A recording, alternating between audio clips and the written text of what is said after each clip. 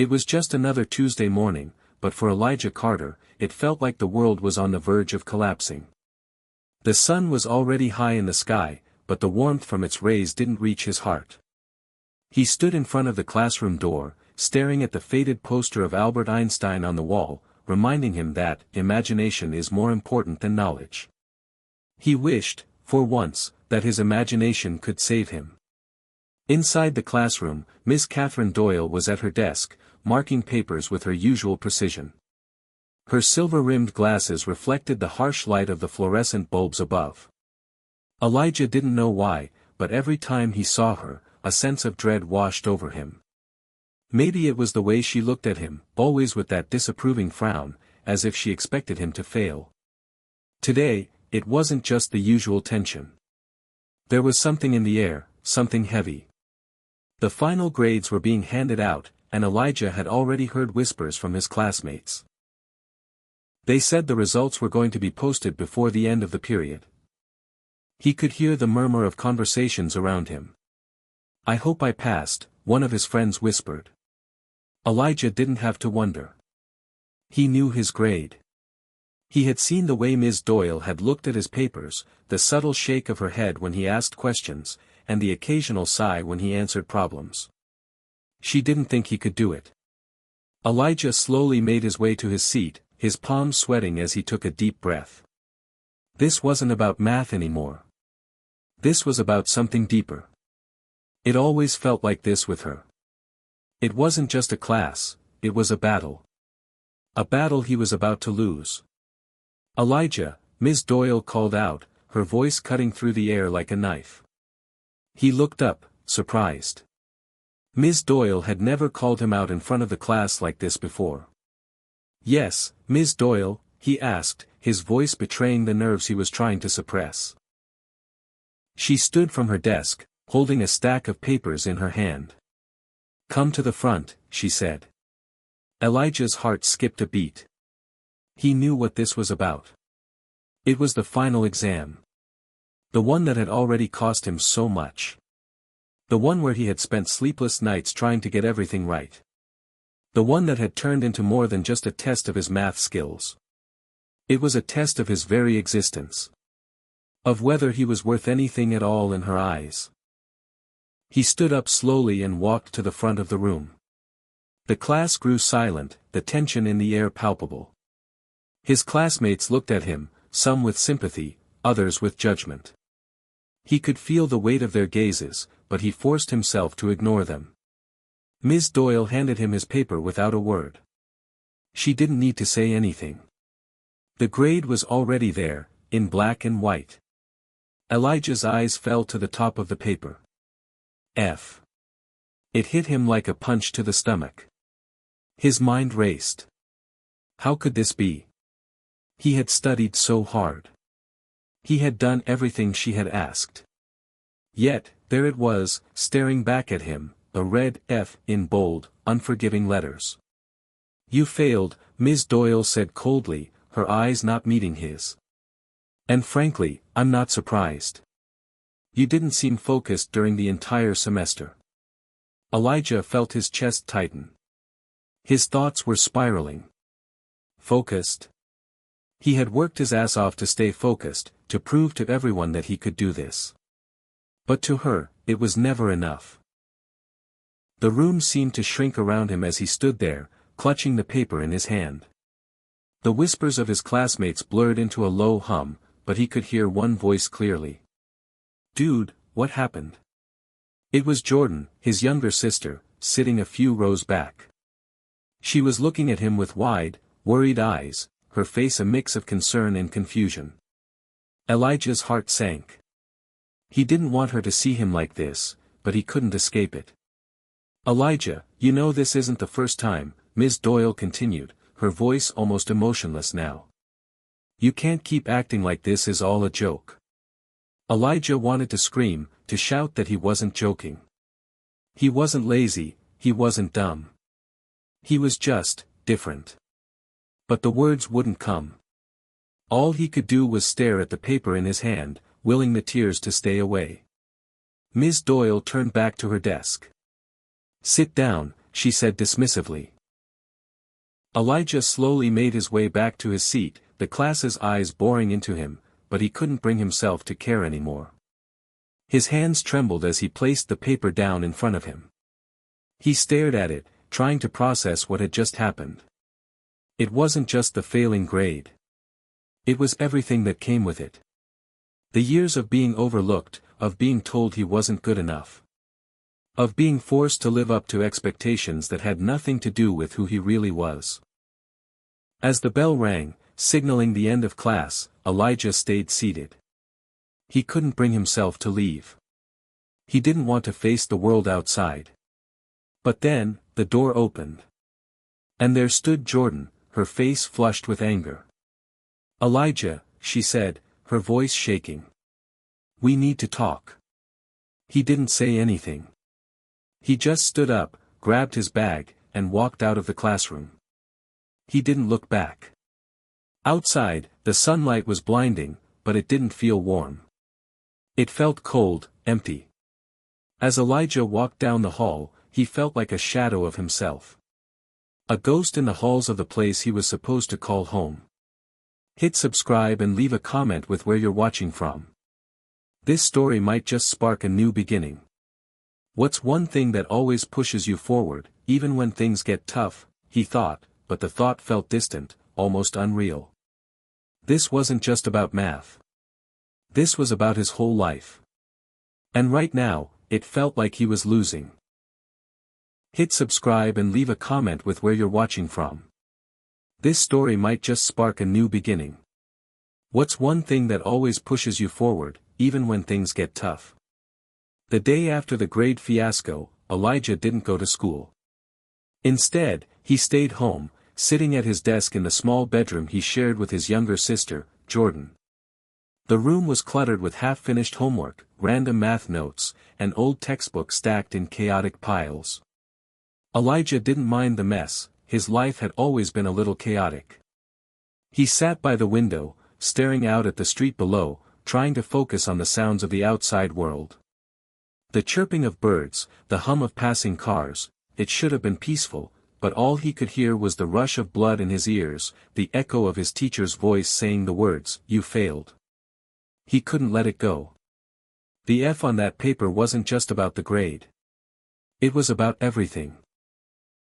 About the fact that, for as long as he could remember, he'd been seen as less than.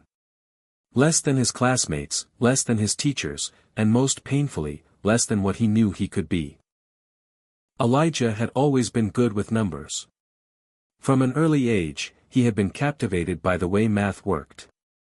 While other kids were busy playing video games or running around outside, Elijah spent hours lost in the world of equations, patterns, and formulas. At age 6, he could add, subtract, and multiply with ease, his young mind grasping concepts that his classmates couldn't even begin to understand. By age 10, he was solving algebraic equations and discovering new ways to approach problems that no one had taught him. But it wasn't celebrated. It wasn't something that made him special. Instead, people ignored it, brushed it aside.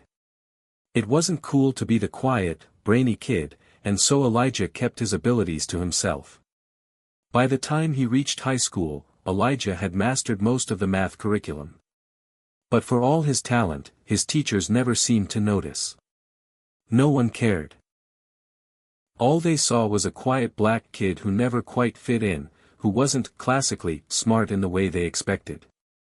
Elijah wasn't the loudest in class, he didn't speak up for himself, and he certainly didn't make waves. He did his work, but that was it. But something about Ms. Doyle was different. She saw him. In a way, it was suffocating. Every glance, every question, every mistake he made in her class felt like an indictment of his worth. He had known since the beginning of the semester that she didn't believe in him, but the F. That was the final proof. She didn't believe he had any real potential. Sitting at his desk, Elijah glanced over at the notebook that had become his safe space. The pages were filled with notes and diagrams that were far beyond his classwork. They were filled with intricate equations, complex ideas, and problems he had solved in his spare time, alone in his room.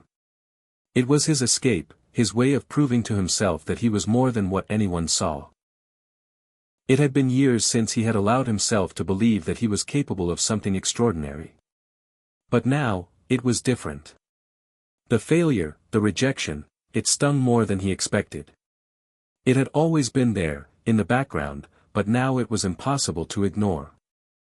He reached over and flipped open the notebook to a blank page. His pencil hovered over the paper for a moment, and then, without thinking, he started writing. The numbers flowed effortlessly, almost like he was channeling something greater than himself. Each stroke of the pencil was a small defiance against the world that had tried to hold him back. The equation came together slowly but surely. And as the final symbol appeared on the page, Elijah knew something that he hadn't known before: he was more than the sum of his grades. Elijah didn't know why, but something in him shifted. He couldn't let Ms. Doyle's rejection define him. If she couldn't see what he was capable of, then it was time to show the world. Around noon, Jordan knocked on his door. "Elijah, you still in here?" she asked, her voice muffled through the door. "Yeah," Elijah answered, his voice hollow. "Just thinking." Jordan opened the door and stepped inside, her bright eyes scanning the room. "You didn't go to school today. You've got to face it eventually, you know." Elijah didn't respond. He wasn't ready to face anyone, not yet. Not until he had figured this out. Jordan sat down on the edge of his bed, kicking her shoes off. "You know, I was talking to Ms. Doyle after class. She asked me if you were okay, said you seemed off this week." Elijah's heart sank. "And what did you say?" Jordan shrugged, looking away for a moment. "I told her you were fine. But she's not the reason you're upset, is she?" Elijah turned toward her, his eyes burning.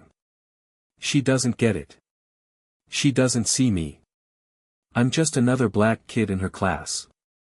I could be the smartest person in the room, and she wouldn't even notice." Jordan's eyes softened. She reached out, placing a hand on his shoulder. "Elijah, you've always been different. You're not like everyone else, and that's a good thing. Don't let her, or anyone else, make you feel small." Elijah looked down at the notebook in his lap, the complex equations sprawled across the page. He had always known he was different. But being different had never felt so lonely. Jordan squeezed his shoulder before standing up. "You've got a gift. Don't let anyone take it from you. Especially not her." Elijah watched his sister leave the room, the door clicking softly behind her. He didn't know if he could take her advice, but there was one thing he was certain of: he couldn't let this defeat define him. He grabbed his notebook, flipped it open again, and began scribbling numbers, symbols, and equations. This was his truth. The world could ignore it, but he couldn't. He wasn't just a kid who got an F. He was something much more. And he wasn't going to let Ms. Doyle, or anyone else, make him forget that. The next day at school, Elijah dragged his feet through the hallways, his thoughts a whirlwind of equations and numbers. It had been hard to get out of bed, knowing the usual faces would be there, waiting to pass judgment, silently or otherwise. But today, he had something else in his pocket. A small, personal victory. He had cracked the equation in his notebook. Elijah knew it didn't solve everything. It didn't undo the failure, nor did it change how Ms. Doyle had treated him. But as he walked into his next class, algebra, he felt a strange sense of calm. The numbers in his mind were clearer than they had ever been before. He sat down in his seat, pulling his notebook from his backpack, his fingers itching to write more. The bell rang, and students filed in, chattering. Elijah barely noticed them. His mind was elsewhere. Ms. Doyle entered the classroom. There was something about her that made the room feel smaller, colder.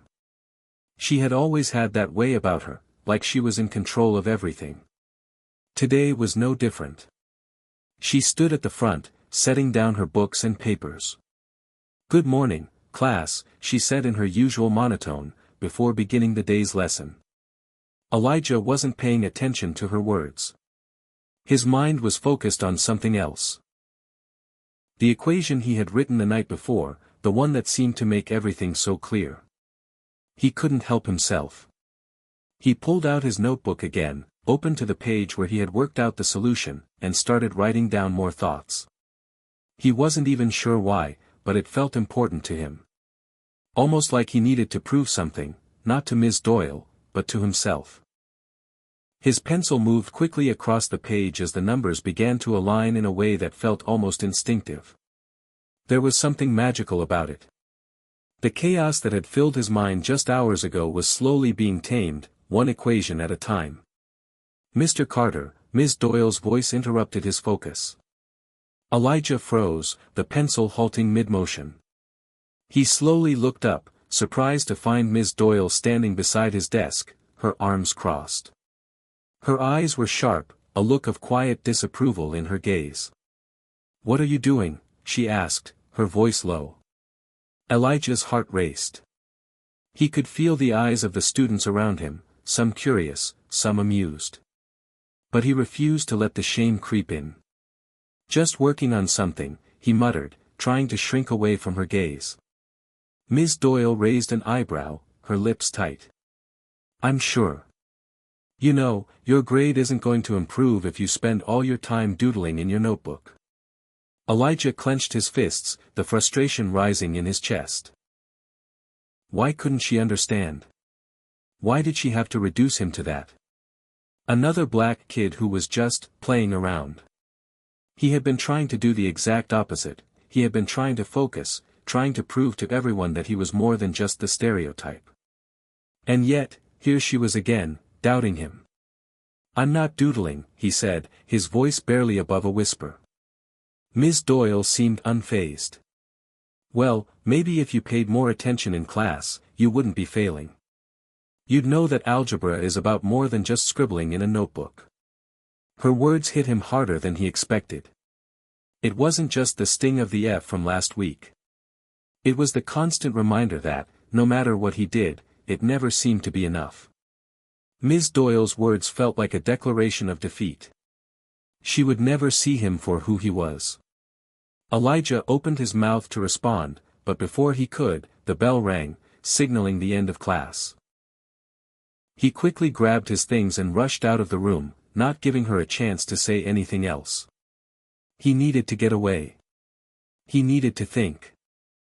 As he walked down the hallway, his mind was racing again.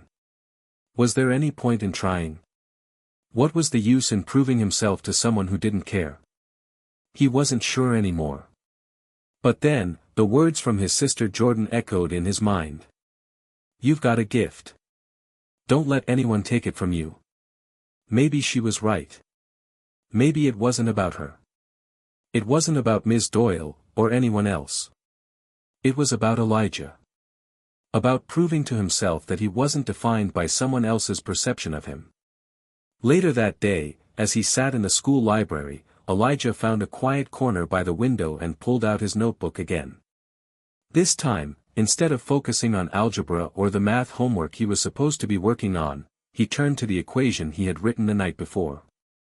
It was complicated. It was beautiful. And it made sense. For the first time in a long while, Elijah felt like he was in control of something. He stared at the numbers, and for a moment, everything else faded away. He could hear the hum of the library, the shuffling of pages, the occasional whisper of a student passing by. But none of that mattered. All that mattered was the equation in front of him. And in that moment, Elijah made a decision. He wasn't going to let Ms. Doyle, or anyone else, define him. He was going to finish what he started. He was going to push through, no matter how many times he was told no. He wasn't going to let the failure, or the judgment, or the rejection win. But first, he needed to understand the equation fully. It wasn't just about proving himself to her, it was about proving to himself that he had the power to change things. That he wasn't powerless. As the sun began to set, Elijah worked through the night, perfecting the equation. His mind sharpened with each number he added, each calculation he made. There was something about it, a sense of clarity he hadn't felt before. The world felt smaller, more manageable, as though the solution was right in front of him. By the time he finished, Elijah knew one thing for sure: he had solved something no one had expected him to. And this was only the beginning. Tomorrow, he would show Ms. Doyle the result. The next morning, Elijah walked into school with an unfamiliar sense of determination. His heart still thudded in his chest as he crossed the courtyard and entered the building, but now, it felt like a rhythm that fueled him rather than held him back. He wasn't the quiet kid with the F on his record anymore. He was someone who had something to prove.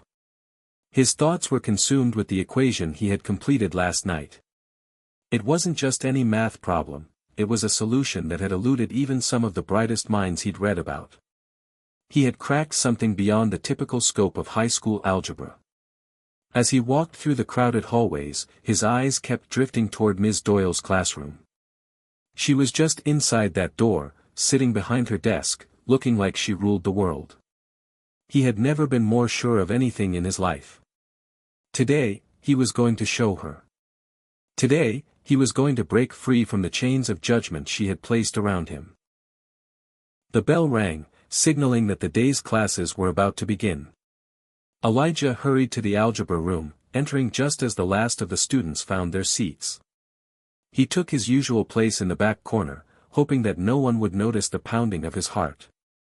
Ms. Doyle came in, as formal as ever. Her black dress and glasses gave her an almost clinical look.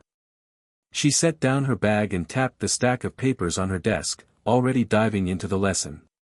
But Elijah wasn't focused on the lesson today. He wasn't interested in the problems she would assign or the notes she would dictate.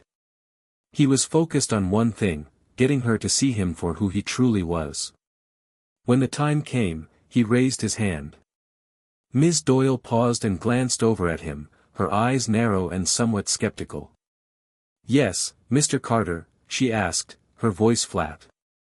"I have something," Elijah said, standing up slowly, his hand still clutching his notebook. "I've been working on something. It's a solution I've been trying to perfect." The room went quiet. Elijah could feel every pair of eyes on him. A few students glanced at each other, whispering behind their hands. His palms grew sweaty, but he ignored it. He couldn't let fear hold him back now. Ms. Doyle raised an eyebrow, and for a split second, Elijah wondered if she was going to shut him down. But then, to his surprise, she motioned toward the whiteboard. "Go ahead. Show us," she said, her voice somewhat less dismissive than it had been the day before. Elijah nodded and walked to the front of the room. He set his notebook on the ledge of the whiteboard and flipped it open. The room felt even quieter now, the only sounds the shuffling of papers and the low hum of the air conditioning. He took a deep breath, steadied his hand, and began writing. At first, he wrote down the basic parts of the equation, the ones he had worked on last night. But as he continued, he began explaining the deeper layers of the problem. It wasn't just numbers. It was the connections between the numbers. The way they interacted with each other. The logic that tied them together in a way that others might miss. The words flowed easily. He was in the zone. There was no self-doubt this time. No second-guessing himself. Every number he wrote down felt like a small victory. Every line he drew felt like it was pulling him closer to proving something bigger. Ms. Doyle didn't interrupt him as he worked, though Elijah could feel her watching him closely. Her silence was almost suffocating, but it didn't stop him. He pushed forward, explaining how the equation tied into larger mathematical principles, how it extended beyond the textbook material. The class sat in stunned silence as he finished writing out the final portion of the solution. Elijah stepped back, his heart pounding in his chest. For a long moment, no one spoke. Then, to his surprise, Ms. Doyle stepped forward, a look of cautious curiosity in her eyes.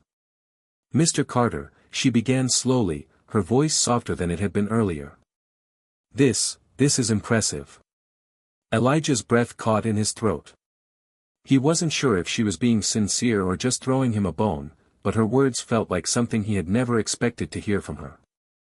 It wasn't a compliment he had been given before, not from her. It was a recognition. "I didn't know you were capable of this," Ms. Doyle continued. "You've clearly put a lot of thought into this. It's beyond what we're covering in class." A wave of relief washed over him, though it was quickly replaced by a sense of frustration. Why had she never seen this in him before? Why had she dismissed him for so long? He had known he was capable of greatness. And now, it was finally showing. "Thank you," Elijah said, keeping his voice steady, though inside, his mind was racing. "I've been working on it for a while." Ms. Doyle gave him a sharp nod, then turned to the rest of the class. "Class, I think we can all agree that Mr. Carter's solution here is impressive. It's outside the typical scope of high school work, but it's correct." Elijah's chest tightened. He could feel the weight of the room's eyes on him.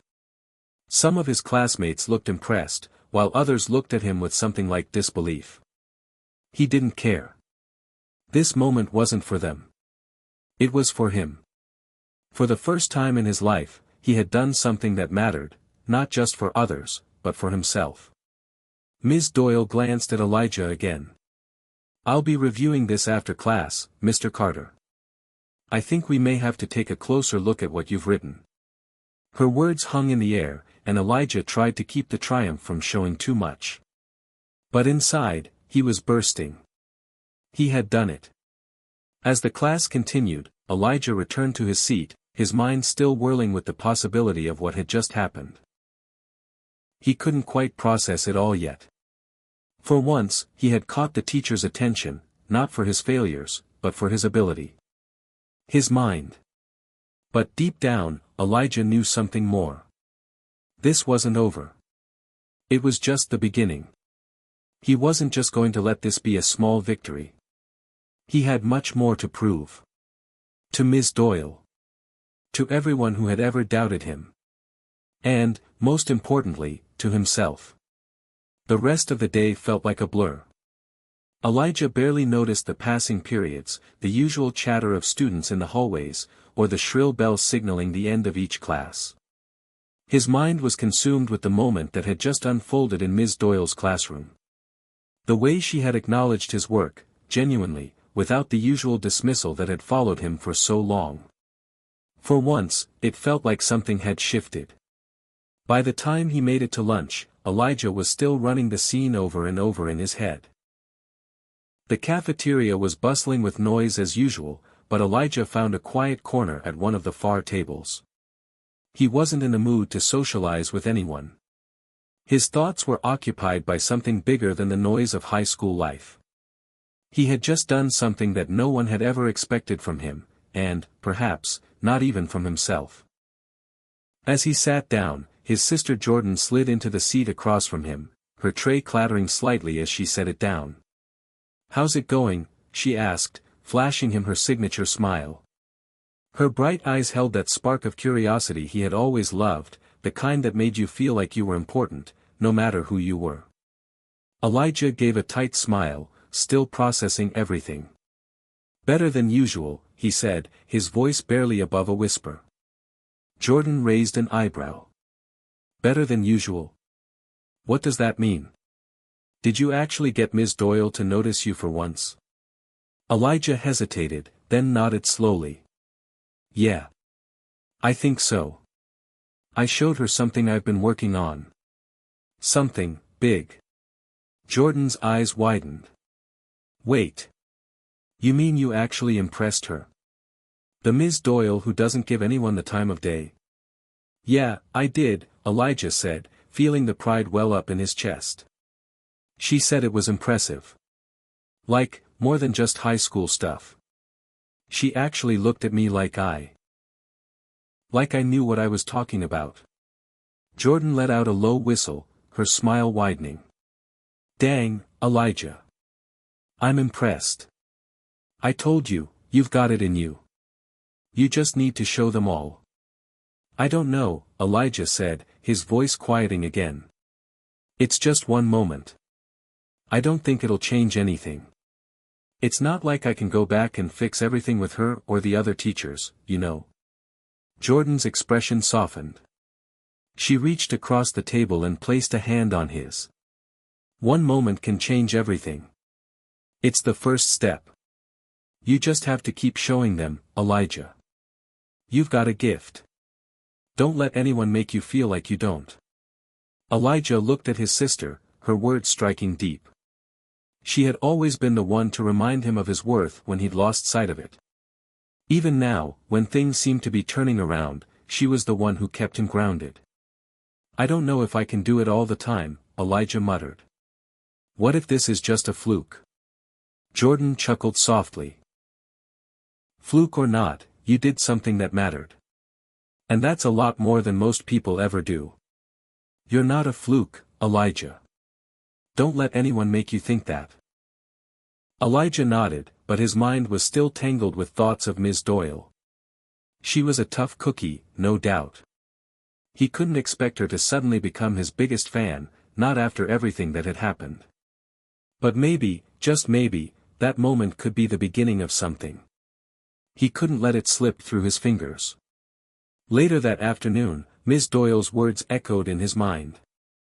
I'll be reviewing this after class, Mr. Carter.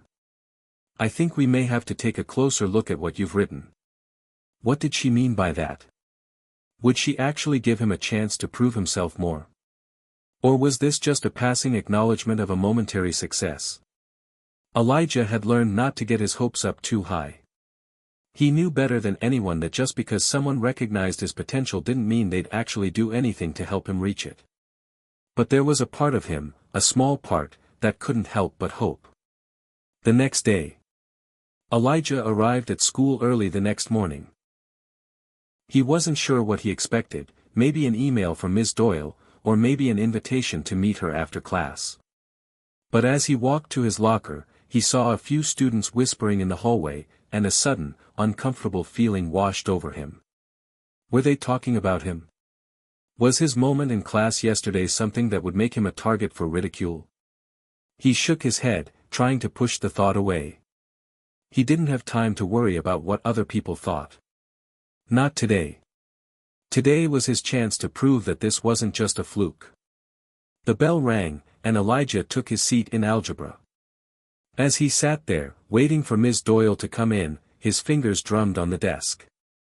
The classroom filled up with the usual mix of students, some of them glancing at him curiously. They had to have noticed what happened yesterday. Ms. Doyle walked in a few minutes later, looking as composed as ever. She didn't acknowledge the class, but her eyes did settle on Elijah for a brief moment before she started her lecture. Good morning, class, she said, her voice carrying authority. Today, we'll be diving into some more complex topics. But before we begin, Mr. Carter, could you stay after class for a moment? I'd like to discuss something with you. Elijah's heart skipped a beat. This was it.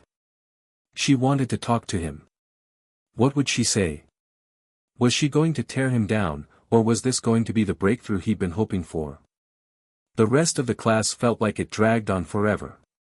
Elijah couldn't focus on anything except the meeting he was about to have. Finally, the bell rang, and the students poured out of the classroom. Elijah stayed in his seat, his palms growing clammy. Ms. Doyle remained at her desk, scribbling something on a sheet of paper. He stood up slowly, walking toward her desk. Mr. Carter, she said without looking up, I've gone over the work you presented yesterday, and I have to admit, I'm impressed. What you've done here is advanced. It's beyond what we're doing in class. Elijah opened his mouth, but words caught in his throat. Was she actually complimenting him? For real?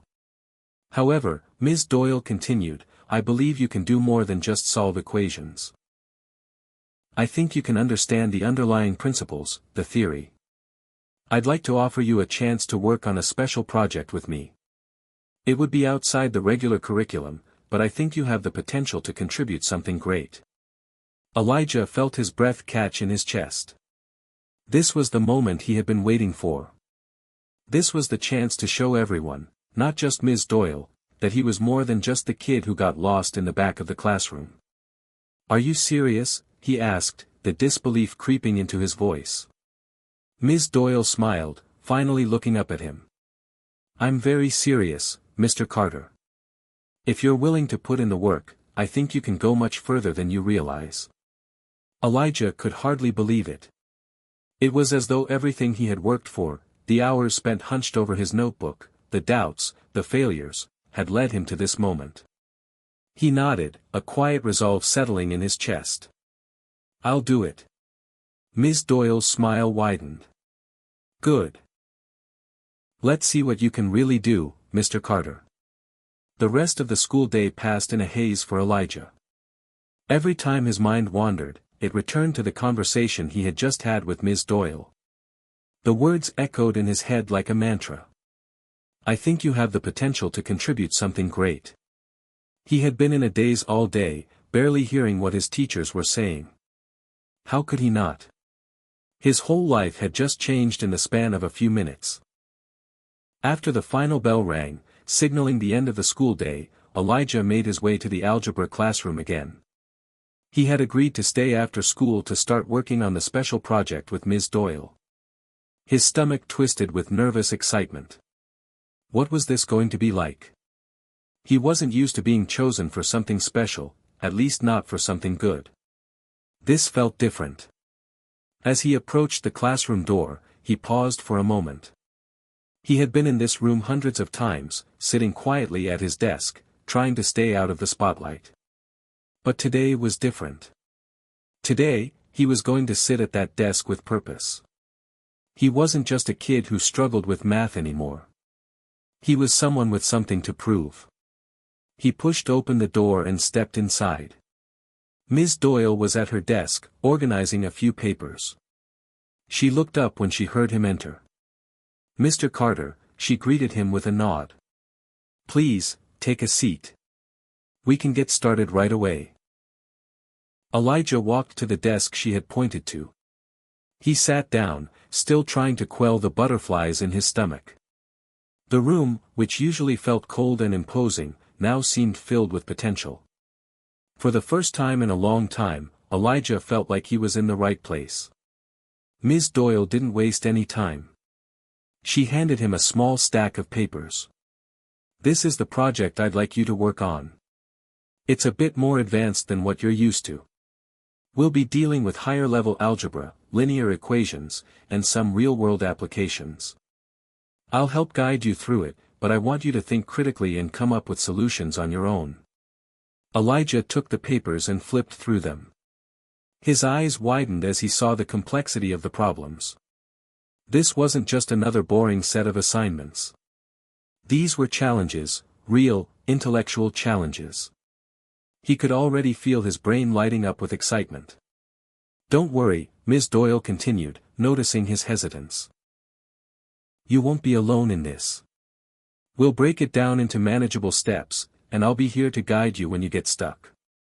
But I expect you to push yourself. You've got the skills. Now, it's time to put them to use." Elijah swallowed hard. This was it. This was the opportunity he'd been waiting for, the chance to prove that he was more than what people thought he was. "Thanks, Ms. Doyle," he said, trying to keep his voice steady. "I won't let you down."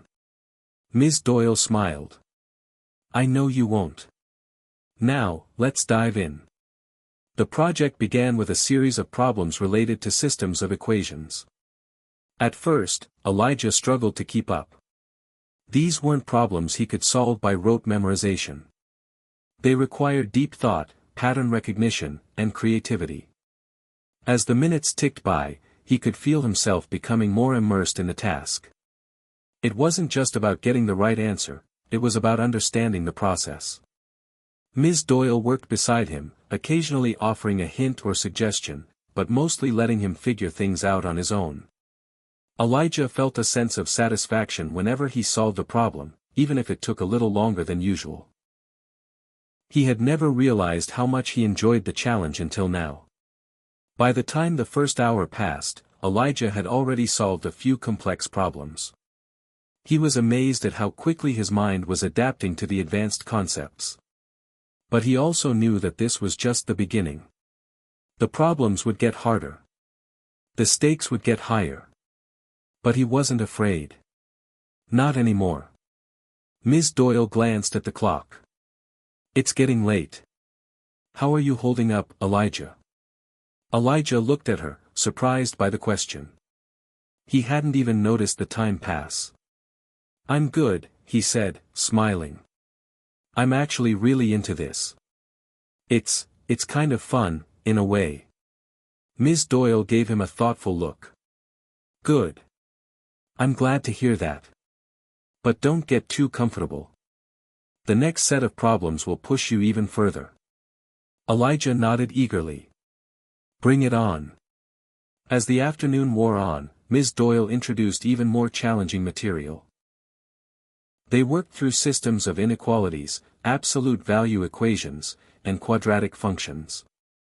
Each problem stretched his mind in new ways.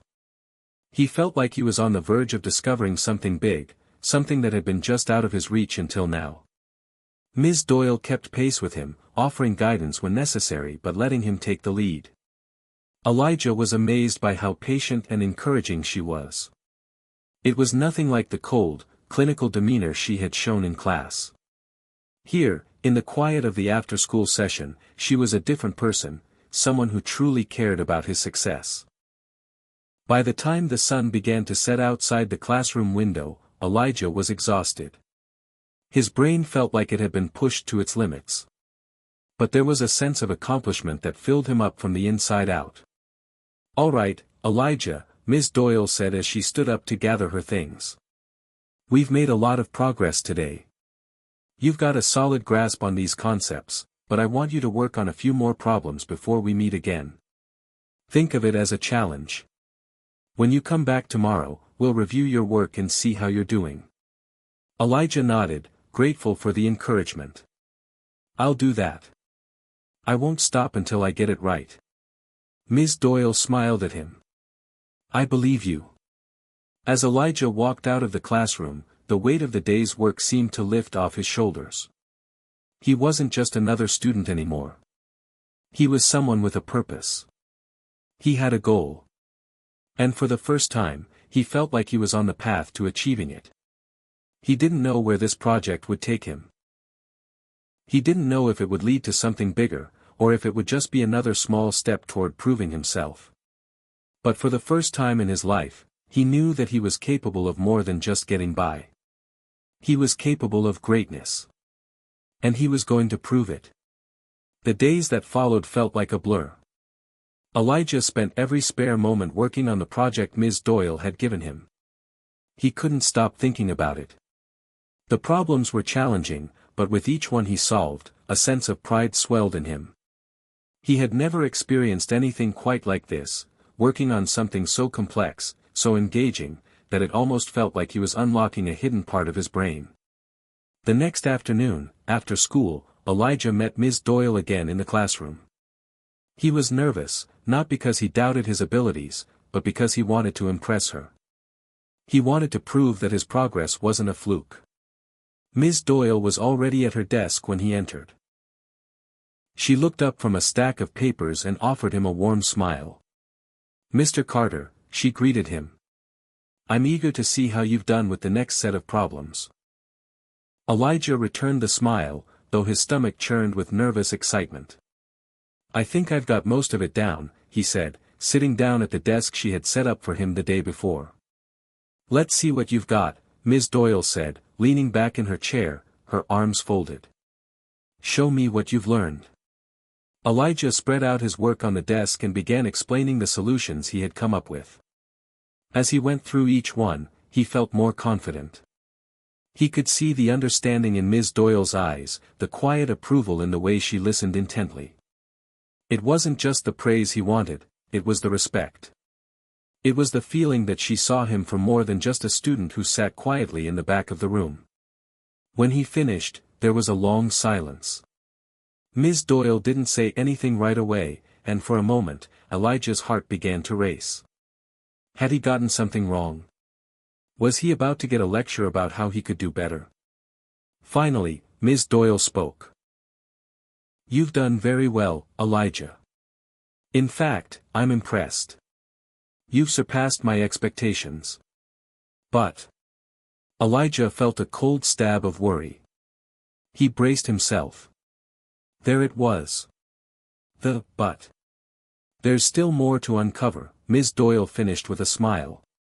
"You're ready for a more advanced challenge. Something that will push you even further." Elijah let out a breath he didn't realize he'd been holding. The worry that had built up in him vanished, replaced by an overwhelming sense of accomplishment. He had done it. He had proven himself.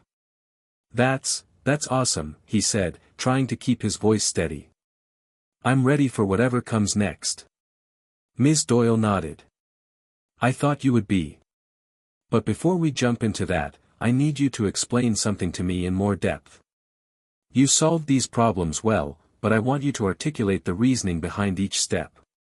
Why did you choose that method? What made you arrive at that solution?" Elijah blinked, taken aback. It wasn't enough to just get the right answers. She wanted him to explain the process, the logic behind his thinking. He hesitated. He had solved the problems, sure, but the real reason behind his steps wasn't always clear. It was like something instinctive, something that had just clicked in his mind. But now, he had to dissect it.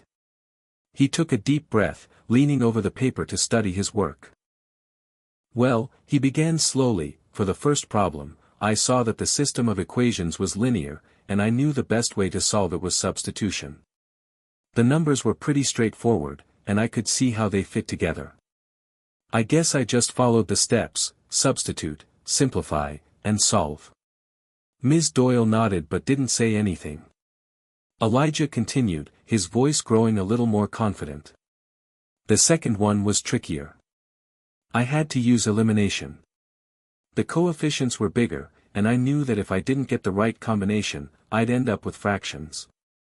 But I also realized that if I multiplied both sides of the first equation by the same factor, I could get rid of the fractions.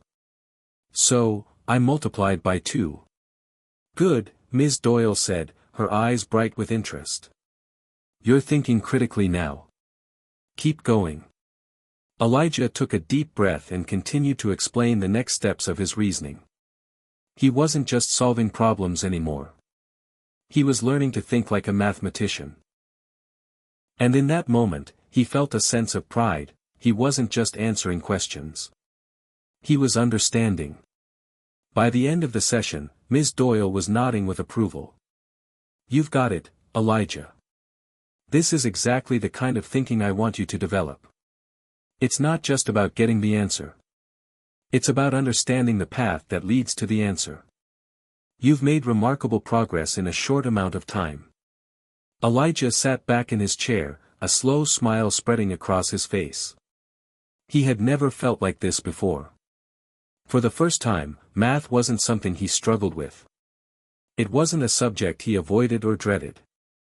It was something that challenged him, something that made him feel alive. Ms. Doyle stood up, her eyes sparkling with encouragement. "You're ready to take on the next phase of the project. Tomorrow, we'll start applying these concepts to real-world problems. But before we move forward, I want you to take this time to reflect on what you've accomplished. Understand how far you've come. And when you come back, be prepared to dive even deeper." Elijah stood up, feeling like a weight had been lifted from his shoulders. "Thank you, Ms. Doyle. I mean it. I didn't think I could do any of this." Ms. Doyle gave him a small smile. "I'm glad to see you believing in yourself, Elijah. That's the first step. You're capable of so much more than you realize." As Elijah left the classroom, he felt a surge of determination rush through him. This was just the beginning. He wasn't just proving something to Ms. Doyle. He was proving it to himself. He was capable of more. And he was going to show the world exactly what that meant. Elijah's progress with the project didn't just stop at solving equations. It wasn't long before Ms. Doyle started challenging him in ways that went beyond the classroom. As the weeks passed, the problems grew more complex, and the stakes seemed higher.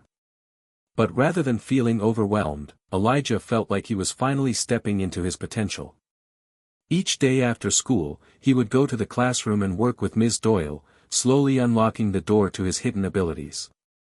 The feeling of conquering a particularly difficult problem left him elated. There was no greater high than that sense of clarity when everything clicked. But today, Ms. Doyle had something different planned. She had hinted at it yesterday as she closed their session. Tomorrow, Elijah, I want you to tackle a real-world application. Something that will stretch you and force you to think in new ways. You've been solving these problems in a vacuum, now it's time to see how they apply in the real world. Elijah wasn't exactly sure what she meant by real-world application, but he was eager to find out. The bell rang, and Elijah walked briskly to Ms. Doyle's classroom.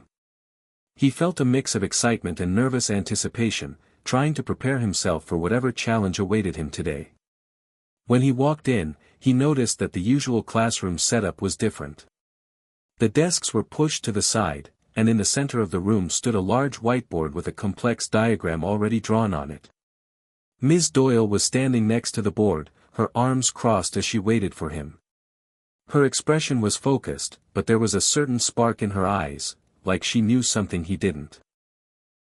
Elijah, she began, motioning for him to take a seat at the desk in front of the board. Today, I want to see if you can apply what you've been learning in a practical way. Elijah raised an eyebrow. Practical? How do you mean? Let's see if you can solve a real-world problem using algebra, Ms. Doyle explained. This is a scenario that someone might actually encounter, and your job is to find a solution. She turned toward the board, pointing at the diagram she'd prepared. I've created a budget plan for a local business that's trying to expand. The business needs to purchase supplies, rent space, hire employees, and ensure they're staying within their financial limits. What I want you to do is figure out if their plan is feasible using linear equations. You'll need to break down their expenses, create a system of equations, and determine if their projected revenue will cover the costs. Elijah stared at the diagram. It was unlike anything he had worked on before. The numbers seemed to represent actual prices for rent, supplies, and salaries, real-world figures. There was no clear step-by-step solution like the ones he was used to. This was different. And while it seemed daunting, something clicked inside him. I can do this. I have to. MS. Doyle continued, you'll need to determine how much money they'll have left over after expenses, and whether the business will be able to continue without going into debt. I want you to break it down step by step. Start with the equations, and then use them to answer the questions at the end. Elijah took a deep breath and started examining the board. There were multiple variables, X for rent, Y for supplies, and Z for salaries. The numbers were all over the place, but they all made sense in a strange way, like a puzzle waiting to be solved. He began writing the system of equations on his own sheet of paper, meticulously jotting down the costs for each category. He knew that the numbers had to balance. He couldn't let one part of the equation exceed the other, or the business would fail. He started with a simple equation for rent. X equals $1,200 per month. Next, supplies. Y equals $400 per month. Salaries for the employees were a little more complicated, but he quickly figured out that if he used the total number of employees and multiplied by the cost per employee, he could find the total salary cost. Z equals $2,500 for the entire month. The numbers seemed to form a pattern as he connected the different costs together.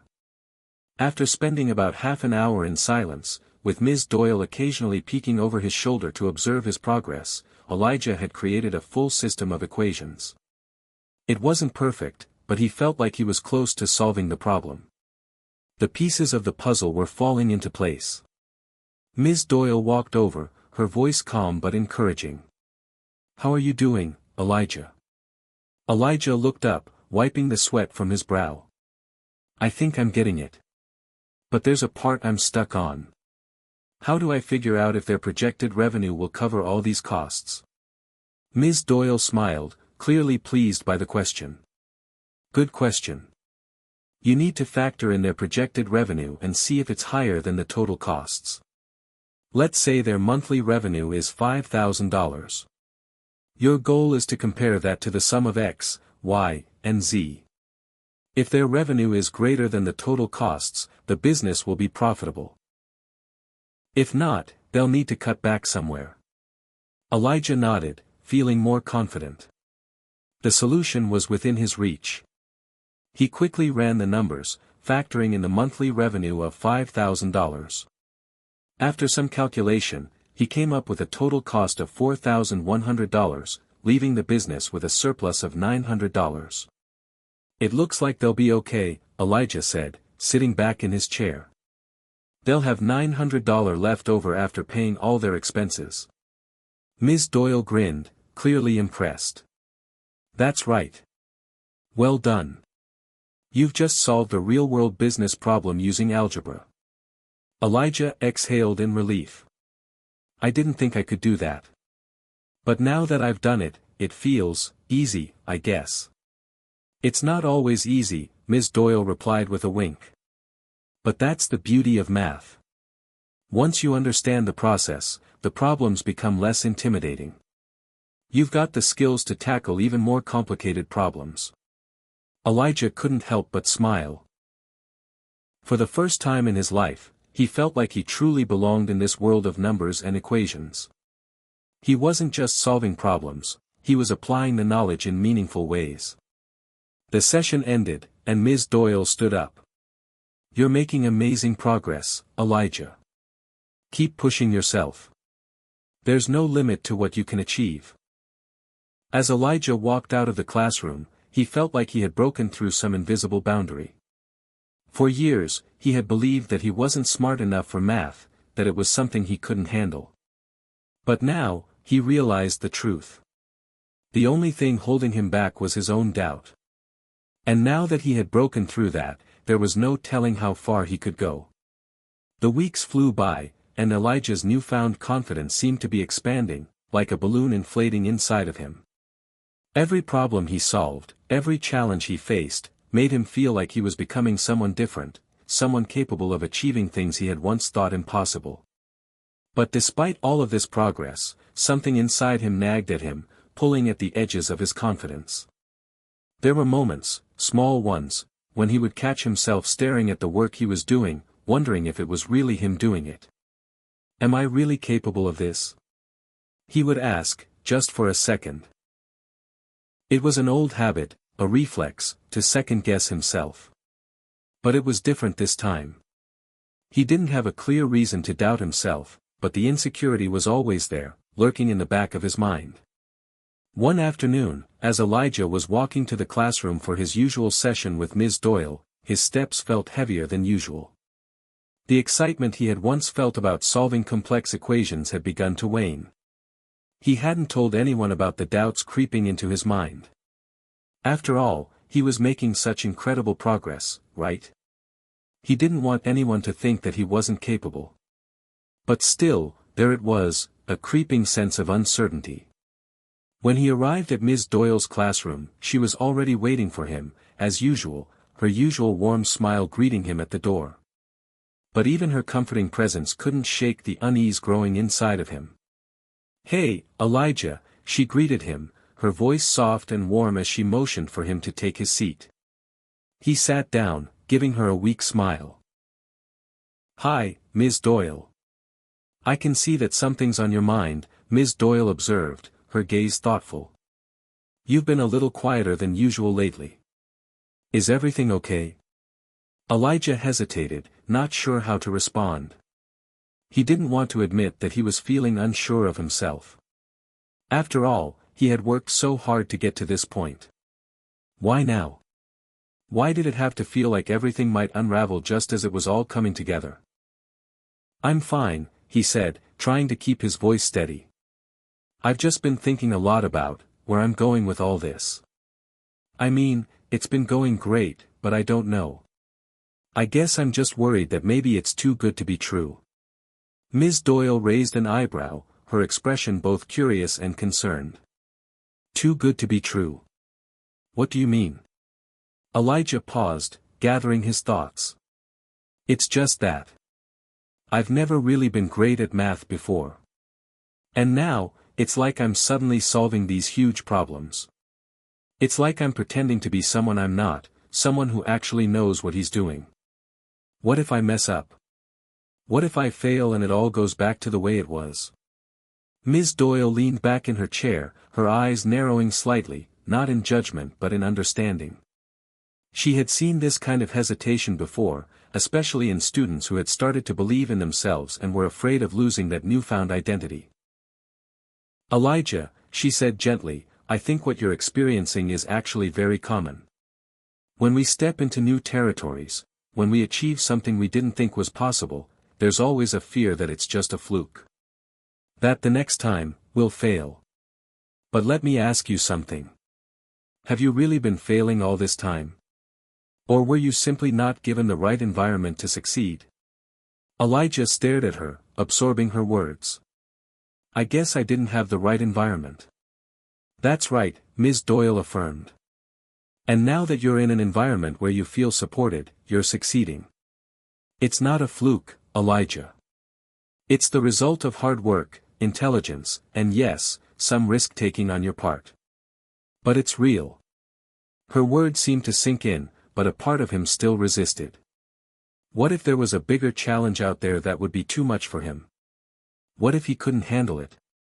His doubts swirled in his mind, blocking out the warmth of her encouragement. I don't know, Ms. Doyle. It just feels like I don't belong here sometimes. I don't know if I'm really cut out for this kind of work. Ms. Doyle didn't seem bothered by his admission. Instead, she smiled kindly, as though she had been waiting for him to say it out loud. Elijah, let me tell you something. Everyone, yes, everyone, has moments where they feel like they don't belong. That they're not good enough. But those feelings don't define you. What defines you is what you do when you feel that way. Do you give up?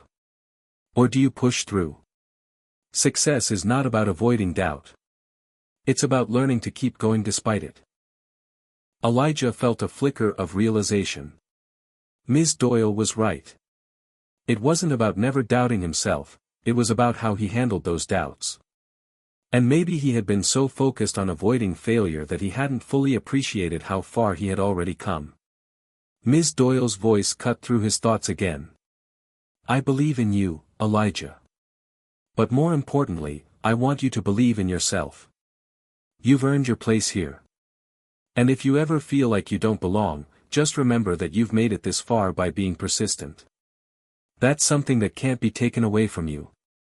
Elijah met her gaze, and for the first time that day, a real smile tugged at the corner of his lips. He felt lighter, like a weight had been lifted off his shoulders. Thanks, Ms. Doyle. I needed to hear that.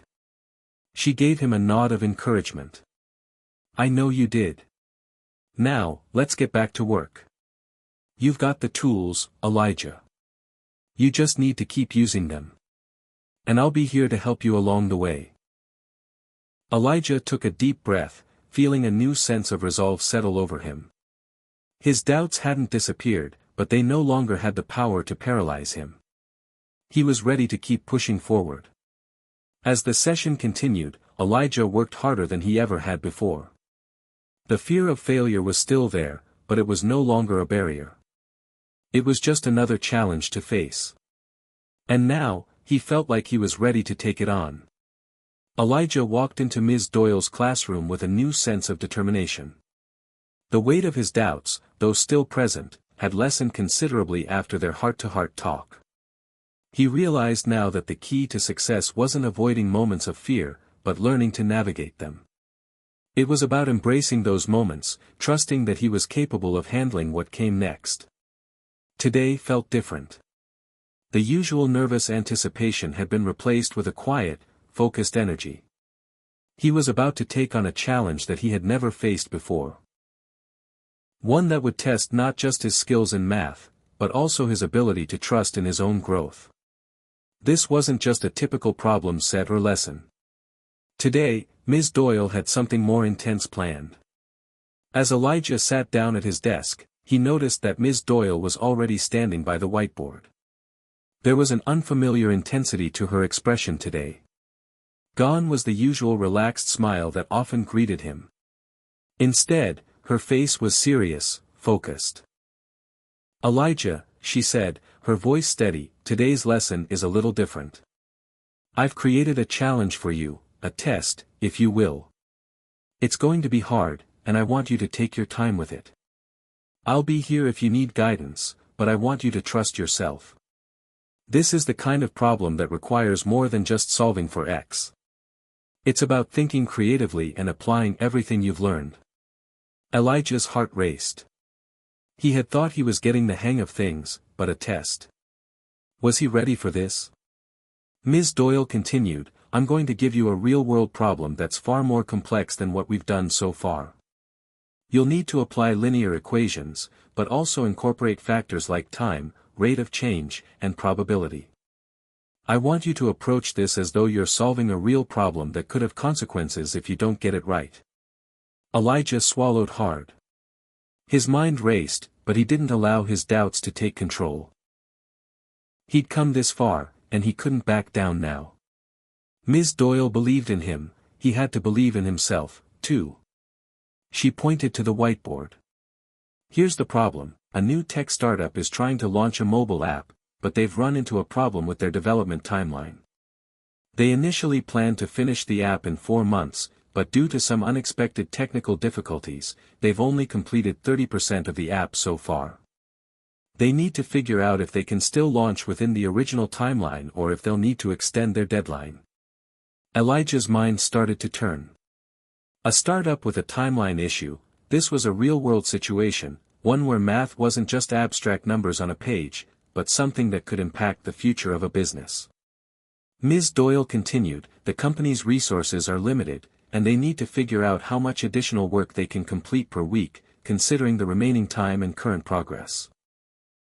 The problem is complex, because their rate of progress has slowed down, and they're not sure if they'll be able to catch up. The key is to figure out how they can make up for lost time without overworking their team, using the principles of rate of change and probability." Elijah felt the weight of the problem. This wasn't going to be as simple as writing down a few equations and solving for X. This required strategic thinking. He was going to have to break this down into parts, piece by piece. He took a deep breath, allowing himself a moment to process what Ms. Doyle had said. "So, I need to figure out how much time they've lost and what their weekly output needs to be in order to catch up, right?" "That's right," Ms. Doyle confirmed. "But there's a twist. The company is also worried about the quality of the app. They don't want to rush and risk creating a flawed product. So, you'll need to balance the time and rate of progress with the potential impact on quality." Elijah looked at the numbers on the board. The company had planned to complete 100% of the app in 4 months, which meant the original plan had them completing 25% of the app per month.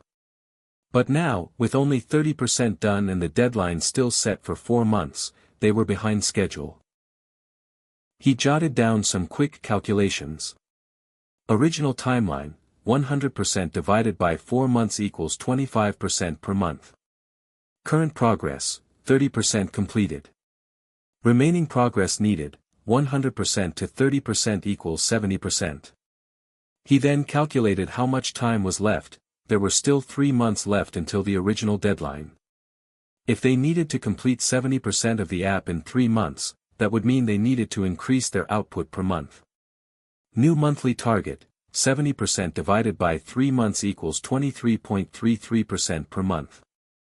So far, they were completing 25% per month, but now they needed to reduce the time spent on each feature, without sacrificing quality. That was where the rate of change would come in. Elijah turned to Ms. Doyle. "I think I understand the math, but there's a problem. We can't just focus on speed. If the team has been working at 25% per month and they're falling behind, maybe they need to adjust their strategy. They could focus on the most important features first, or possibly redistribute their resources. Ms. Doyle smiled, impressed. Exactly. You've got the right idea. The solution isn't just about increasing the rate of progress, it's about being strategic. They need to prioritize the critical features, find ways to be more efficient with their resources, and adjust their expectations if necessary. It's about making tough decisions, but doing so based on data and logic. Elijah felt a sense of accomplishment. He had solved the math, but more importantly, he had understood the deeper concept, the real-world application of these equations. This wasn't just about solving for X, it was about making decisions that could affect the success of a business. Ms. Doyle continued, "Now, what about the quality aspect? How can they make sure that speeding up their progress doesn't sacrifice the final product?" Elijah thought for a moment, his mind racing. They could implement a quality check system throughout the process. Instead of waiting until the end to test everything, they could build in periodic reviews to catch any errors early on, which would prevent delays later. Ms. Doyle gave him a thoughtful nod. "I like that idea. It's all about balancing speed and quality. This is exactly the kind of thinking I want to see." Elijah leaned back in his chair, feeling a rush of satisfaction. The problem had seemed insurmountable at first, but he had broken it down, piece by piece. And in the process, he had learned that math wasn't just about numbers, it was about using logic and creativity to solve real-world problems. As the lesson ended, Ms. Doyle gave him an encouraging smile. "You did an excellent job, Elijah. You're not just solving problems, you're learning to think critically and strategically. That's the real power of math." Elijah left the classroom that day with a renewed sense of purpose. The doubt still lingered in the back of his mind, but they no longer controlled him. He had proven to himself that he was capable of more than he had ever believed. And with each challenge he overcame, he was one step closer to proving that his success wasn't just a fluke, it was earned. The following week arrived with an air of quiet anticipation. Elijah felt a shift within himself, like the calm before a storm. He had solved the challenging problem Ms. Doyle presented, but something deeper was beginning to stir. The stakes felt higher now, more personal. He wasn't just solving equations anymore, he was proving to himself that he wasn't going to let his past define him. But he couldn't shake the feeling that something bigger was coming, something that would push him beyond the limits he thought he had reached. As the bell rang, signaling the start of another math session, Elijah found his seat, feeling a strange mix of excitement and anxiety. Ms. Doyle walked in, her presence as steady as ever, but this time she had a certain seriousness to her demeanor. Elijah couldn't help but notice that she seemed to be watching him more closely today, as if waiting for something. "Elijah, Ms. Doyle said, her voice cutting through the usual classroom chatter, "Today's lesson is going to be a little different. I'm going to give you a challenge, but this one isn't just about math. It's about you. It's about how well you can apply everything you've learned, under pressure." The words hit him like a punch to the gut. He had no idea what she was talking about, but the way she said it, calm, but with a certain weight, left no room for doubt. This was going to be hard. She continued, walking over to the whiteboard and writing down a set of seemingly random numbers.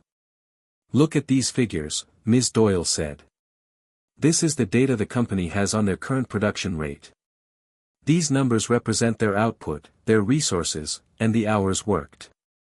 They need to find a way to maximize their efficiency, without overshooting their resources. There are so many variables at play here, and it's your job to figure out how to help them balance these elements. You'll need to identify patterns, make projections, and then use that information to come up with a sustainable solution. But there's a catch." Elijah's mind raced as he tried to make sense of the numbers, but he was hanging on every word that followed. "The catch," Ms. Doyle said, "is that you only have 45 minutes to come up with a solution. And once you've given me your answer, I'll test you with some unexpected changes, factors that will complicate the solution. You'll need to think on your feet. Can you handle that?" Elijah's heart began to beat faster. 45 minutes. Unexpected changes. This was the real test. But this was what he had been training for. The challenge that he had been waiting for. This was his moment to prove to himself that he wasn't just pretending to be capable, he was actually capable. "I can do it," he said, his voice firm, surprising even himself with the confidence that slipped out. Ms. Doyle gave him a small smile, a flicker of pride in her eyes. "Good. Let's begin." The numbers on the board stared back at him like an unsolved mystery. He quickly set to work, breaking the data into categories and trying to figure out how to apply what he knew. Each number represented a variable: time, output, resources, and even quality control. The equation was complex, and the time pressure only made it more intense. Elijah could feel his mind beginning to sharpen. This was exactly the kind of problem he loved, a puzzle, a challenge, something that would require every ounce of focus he had. He broke down the numbers and identified key relationships between them. The company's output was increasing steadily, but the resources available to them were limited. He realized that in order to meet the deadlines, they would have to either adjust the resources or find a way to optimize their current processes without sacrificing quality. He looked at the clock. 30 minutes had already passed. His fingers moved quickly, writing out equations and recalculating as the seconds ticked away. Sweat started to bead on his forehead. He had to get this right. It was his first real test, and the pressure was mounting with each passing minute. Finally, after 40 minutes of intense focus, Elijah leaned back, taking a moment to breathe. He had arrived at a solution that seemed both practical and sustainable. The company would need to allocate more resources to the most critical aspects of the app, while cutting back on less essential features. They would also need to streamline certain processes, possibly automating some parts of the development cycle to increase efficiency. The final piece of his solution was simple: they would need to create a clear timeline for the remaining work, with milestones that could be easily adjusted if things went off track. Elijah stood up, holding his paper out toward Ms. Doyle. "I've got it." Ms. Doyle took the paper, scanning it quickly. He watched as her eyes moved over the numbers, reading the equations and projections he had written down. For a moment, the silence was deafening. He could feel his heart pounding in his chest. Finally, Ms. Doyle nodded slowly, her face unreadable. "This is a solid solution, Elijah. Well done." Relief flooded over him, but it was short-lived. He knew there was more to come. The unexpected changes, he had to be ready for those. Ms. Doyle's voice broke the silence again. "But remember what I told you. This is only half of the challenge. Now, I'm going to throw some changes your way. You'll need to adapt your solution based on these new factors. Are you ready?" Elijah didn't hesitate. "Yes. I'm ready."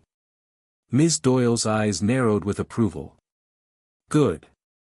Let's see how you handle this." She made a quick notation on the whiteboard, adding new data. "The company has just lost one of its top developers to another project. Their output is now reduced by 10%. They also face a new deadline, 1 month earlier than originally planned. How does this affect your solution?" Elijah felt a rush of panic, but he pushed it down. This was what he had prepared for. He quickly went to work again, reworking the numbers, recalculating the timeline, and adjusting his projections. The clock was ticking, and Elijah's mind raced. He could feel the pressure mounting, but there was something inside him now, something he hadn't felt before: confidence. He wasn't just solving an equation. He was proving to himself that he could handle what life threw at him. That, no matter how difficult the challenge, he could adapt and find a solution. In the final moments, he presented his revised plan to Ms. Doyle. The company's resources were even more limited now, and they were under a tighter deadline. But with careful adjustments, they could still meet the new timeline. The key was prioritizing their work and finding efficiencies without sacrificing quality. Ms. Doyle didn't say anything at first, just stared at the paper in her hands. Elijah's pulse quickened.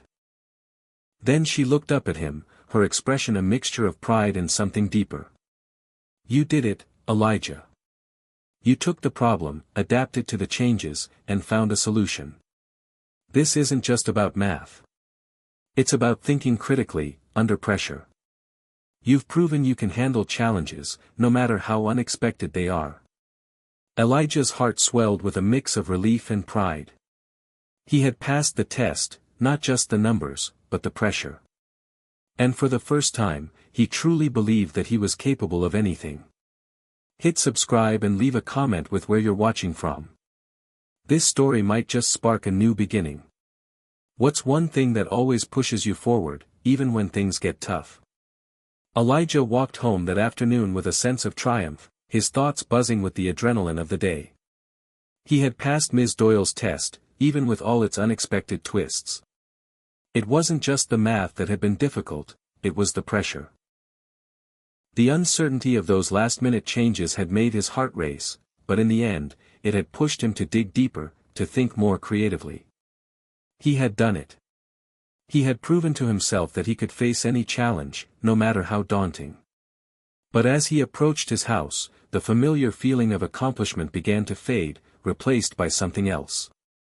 A sense of unease, like a quiet storm brewing in the distance. Elijah had learned to push through doubts, but lately, something had been pulling at him.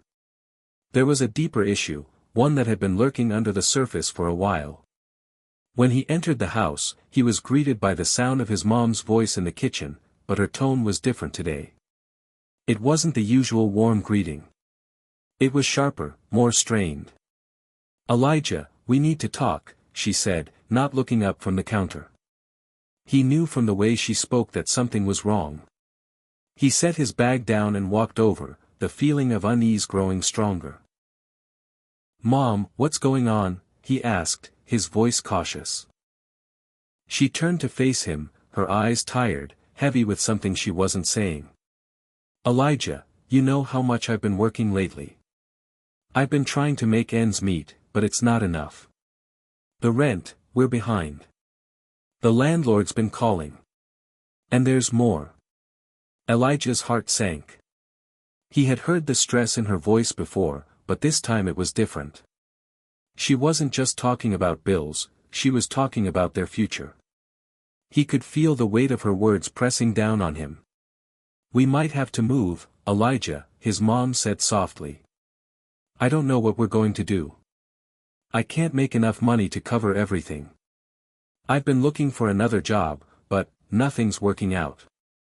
Elijah stood frozen for a moment. Moving? He couldn't wrap his head around it. Everything in his life had been changing so fast already, his school, his friends, his relationship with Ms. Doyle. Couldn't this one thing just stay steady? Mom, I'll figure it out, Elijah said, his voice trembling. Maybe I can work more hours. I can help you pay the bills. We'll find a way. His mom shook her head, a sad smile tugging at the corners of her lips. I'm not asking you to fix everything, Elijah. You have enough on your plate already. I just need you to know that I'm doing everything I can. The words stung, but Elijah pushed them away. He couldn't afford to let this hold him back. His mom needed him now more than ever. He had to find a way to help her, no matter what it took. As he left the kitchen, his mind raced. He thought back to the problem Ms. Doyle had given him that morning, the one that had seemed like an insurmountable challenge, but which he had solved with determination and creativity. Maybe that was the key. Maybe this wasn't just a challenge for his mom, maybe it was his chance to prove to himself that he could overcome anything, no matter how big. The idea began to take root in his mind. Maybe he couldn't change the financial situation overnight, but he could start small. There were things he could do. He could get a part-time job, take on extra responsibilities at school, and, he thought back to Ms. Doyle's challenge, maybe he could use his problem-solving skills to come up with creative solutions. He had to be resourceful, just like he had been with math. He could break down the problem into manageable pieces and tackle it one step at a time. As he sat down at his desk later that evening, working on his math homework, Elijah's thoughts kept drifting back to his mom. How could he help her? How could he make sure that they didn't lose everything they had worked so hard for? His phone buzzed, pulling him out of his thoughts. It was a message from Malik. Malik, you good, bro? Haven't heard from you lately. You down for some basketball after school tomorrow? Elijah smiled to himself. It was the kind of message that reminded him that he wasn't alone. He had his friends. And he needed to stay connected with them, even when everything felt like it was falling apart. He quickly typed back, "Yeah, I'm good. Let's do it. Basketball." It had always been his escape, his way of releasing tension. A way to forget about everything else for a while and just focus on the game. He knew that Malik was a good friend, someone who could always make him laugh, someone who understood the pressures Elijah was facing without needing to say a word. The more he thought about it, the more he realized how much he needed that outlet. Tomorrow, he'd step onto the court and let everything else fall away, even if just for an hour. The next day, Elijah showed up at the basketball court after school, the sun still high in the sky. Malik was already there, dribbling the ball and waiting for him. When he saw Elijah, he grinned and tossed the ball his way. "You ready to get schooled?" Malik joked, giving him a playful nudge. Elijah laughed, the weight of the world momentarily lifting from his shoulders. "You wish.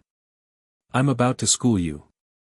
They spent the next hour running up and down the court, laughing and joking, the sound of their sneakers pounding the pavement the only noise in the otherwise quiet neighborhood. Elijah let the rhythm of the game take over, his mind clearing with each shot he made, with each pass. For that hour, he didn't have to think about his mom's worries or the challenges that awaited him when he went home.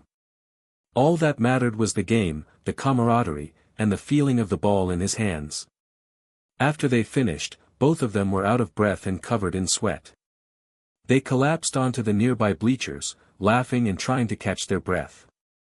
"Man, I needed that," Elijah said, wiping his forehead with his sleeve. "Thanks for that." Malik nodded, a serious look creeping onto his face. "Anytime, bro. You know I got you. But for real, you seem off lately. You good?" Elijah hesitated, but the concern in Malik's eyes made him pause. Maybe it was time to share a little bit of what was going on. "It's my mom," Elijah said, his voice quieter now. "She's been struggling with the bills. We might have to move. I don't know how to fix it." Malik was silent for a moment, and Elijah could feel the weight of his words sinking in. Then, Malik put a hand on his shoulder. "Look, man. You don't have to fix everything right now. But you don't have to do it alone either. You've got me.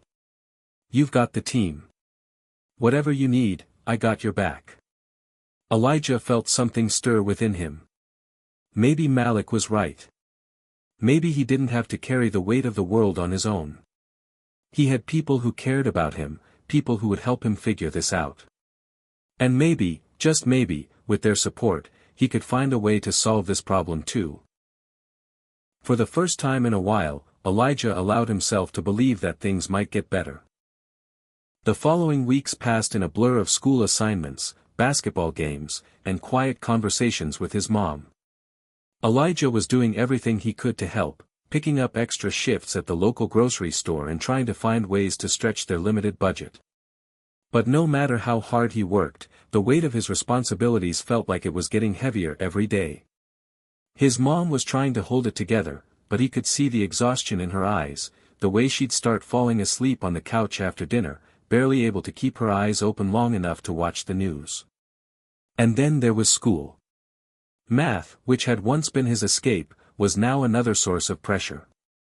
He had been acing his assignments, but Ms. Doyle was pushing him harder. She saw his potential and refused to let him coast by. Elijah didn't mind, in fact, he appreciated the challenge. But the more Ms. Doyle pushed him, the more it felt like the weight of everything, school, his mom's stress, his job, was piling on top of him. It wasn't just Ms. Doyle's assignments either. It was the looming test, the one that was supposed to determine if he would pass to the next level of advanced placement classes. That test was in 2 weeks, and he hadn't felt ready for it, no matter how much he studied. Every time he cracked open the textbook, the words blurred together. He'd sit at his desk for hours, trying to force himself to focus, but his mind would drift, thinking about bills, rent, what might happen if they couldn't catch up on the payments. One evening, as Elijah sat at the kitchen table, poring over his math homework, his mom came into the room, looking tired but determined. "Hey, Elijah," she said, her voice soft but carrying a weight of unspoken concern. "I've been thinking. I might be able to get a second job, just for a little while, to help make up for what we're missing. It won't be much, but it'll be something. What do you think?" Elijah looked up at her, feeling the surge of guilt hit him. He had been trying so hard to shield her from his worries, but here she was, still trying to take it all on herself. He shook his head. "No, Mom. I've been picking up extra hours. It's not your job to fix everything. You've already done enough. I'll keep pushing. We'll make it work." But his mom didn't seem convinced. She walked over to him, setting her hand on his shoulder, and gave him a soft, tired smile. "You can't do it all, Elijah," she said, her voice filled with a bittersweet honesty. "You don't have to. I'm proud of you, but you've got to take care of yourself, too. You're doing the best you can, and that's all I can ask for." Elijah's throat tightened, and he looked down at his math notes, as if the equations could offer him some relief. But they didn't. The numbers blurred again, just like they always did when the weight of his responsibilities became too much. He couldn't shake the feeling that no matter how hard he tried, it was never going to be enough. The next day at school, Elijah sat in Ms. Doyle's class, his mind still heavy from the night before. He had barely slept, tossing and turning as he thought about his mom's struggles, the pressure of his job, and the math test that loomed over him like a dark cloud. When the bell rang, signaling the end of the class, Ms. Doyle called him over to her desk. "Elijah," she said, her tone as calm and measured as always. "I've noticed something. You've been doing well in my class, but I see that you're holding back. There's a level of potential in you that I haven't seen you fully tap into yet. Why is that?" Elijah felt a rush of discomfort. Ms. Doyle always had a way of seeing through him, of peeling back the layers he had carefully built. She could always see what he was trying to hide. He wanted to explain to her everything that was going on in his life. How he was juggling school, his job, and trying to keep things together for his mom. But the words stuck in his throat. "I'm fine," he said, the lie slipping out before he could even think about it. Ms. Doyle raised an eyebrow, unconvinced. "Elijah, I know you're not fine. This is about more than just math, isn't it?" He looked down at his hands, suddenly unable to meet her gaze. She wasn't wrong. It wasn't just about math. It was about everything. But he couldn't bring himself to say that. Couldn't bring himself to admit how much he was struggling, how scared he was that he might not be able to keep everything from falling apart. "You don't have to go through this alone, Elijah," Ms. Doyle said, her voice softening. "I'm here to help, and so are the people who care about you. Don't try to carry it all by yourself. You've got a lot of potential, but you have to believe in it. You have to let it show." Elijah swallowed hard. Her words hit him harder than he expected, and for a moment, he felt like the walls he had built around himself were starting to crumble. But before he could respond, Ms. Doyle gave him a small, encouraging smile and added, "I'm going to help you get ready for that test, okay? You've got the ability to pass it with flying colors, but you need to trust yourself." He nodded, a small sense of relief washing over him. It wasn't just about the test. It was about the fact that someone believed in him, that someone was willing to help him through this, even when he felt like he was on the edge of breaking. The next few days were a blur of late nights, early mornings, and study sessions with Ms. Doyle. She pushed him harder than ever before, testing his limits in ways he hadn't expected. But through it all, Elijah started to see things differently. He realized that it wasn't about the pressure or the challenges he faced, it was about how he handled them. It was about learning to trust himself, to trust the people around him, and to believe that, no matter what, he had the strength to make it through. By the time the day of the test arrived, Elijah felt more prepared than he ever had before. The fear was still there, but it was different now. It wasn't a weight that threatened to crush him, it was a challenge that he was ready to face head-on. The morning of the big test arrived with a heavy sense of anticipation hanging in the air. Elijah had spent the past few weeks preparing in every way he could think of, studying late into the night, reviewing every concept, and attending extra tutoring sessions with Ms. Doyle. He felt a mixture of excitement and anxiety stirring in his chest. The test would be a turning point. It would determine whether or not he would be able to move forward in his studies, whether he could continue to prove to himself, and to everyone else, that he was capable of more than the world sometimes expected from him. As he sat in the classroom, waiting for the bell to ring, Elijah couldn't help but glance around. His classmates were all huddled in nervous clusters, their heads buried in last-minute notes or whispering quick prayers for good luck. Malik was sitting next to him, tapping his foot impatiently, a nervous energy radiating from him despite his usual cool exterior. Elijah leaned over. "Are you ready for this?" Elijah asked, trying to keep his voice steady. Malik grinned, but there was a tightness in his smile. "As ready as I'm gonna be. I just want this over with." "You?" Elijah took a deep breath and gave Malik a reassuring smile. "I've been prepping for this, so yeah. I'm good. We got this." But even as he said the words, Elijah felt the familiar flicker of doubt creep in. What if it wasn't enough? What if he had missed something? The doubt was a constant companion, and he could feel it threatening to unravel the confidence he'd built up over the past few weeks. But he wasn't about to let it stop him now. This was his moment to prove to himself that he could handle whatever life threw his way.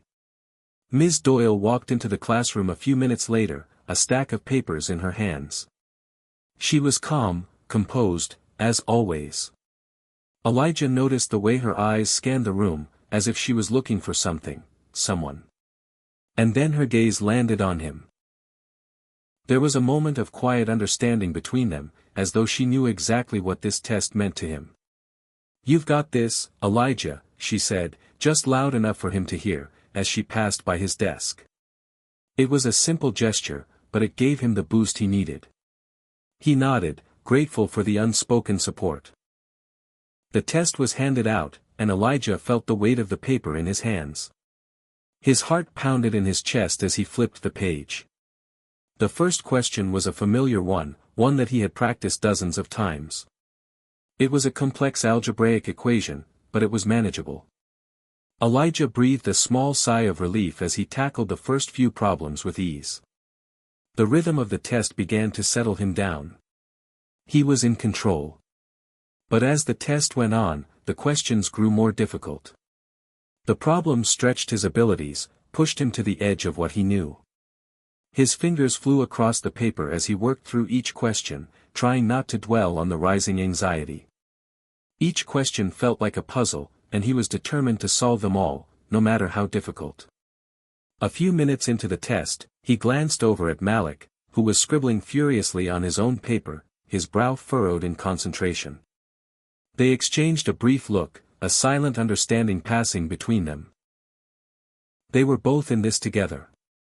Malik gave him a quick thumbs up, and Elijah nodded, returning to his own work. It wasn't about competing, it was about proving to themselves that they could handle the pressure. As the minutes ticked by, Elijah's confidence began to falter. There was one question, an advanced probability problem, that he couldn't quite crack. No matter how hard he tried, the numbers didn't seem to add up. His mind raced, but nothing made sense. The seconds felt like hours. His hands began to sweat, and the pressure in his chest tightened. He glanced at the clock on the wall, and a sense of panic surged through him. Don't panic. Don't panic. He closed his eyes for a second, trying to calm himself. The words Ms. Doyle had said earlier echoed in his mind, "Trust yourself." He took a deep breath and forced himself to go back to the problem with a fresh perspective. Slowly, he started to break it down piece by piece. And then, just like that, it clicked. The solution revealed itself, and the anxiety that had gripped him loosened. Elijah smiled to himself. He was almost there. He finished the rest of the test with a renewed sense of focus, each question falling into place like pieces of a puzzle. By the time the bell rang, signaling the end of the test, he had completed every single problem. He took one last look at his paper, double-checking his work. The knot in his stomach loosened, and for the first time that day, he allowed himself to believe that he had done it. The room was filled with the sound of shuffling papers and the quiet murmur of students talking. Malik glanced at him and raised his eyebrows. Elijah smiled back. "Finished?" Malik asked.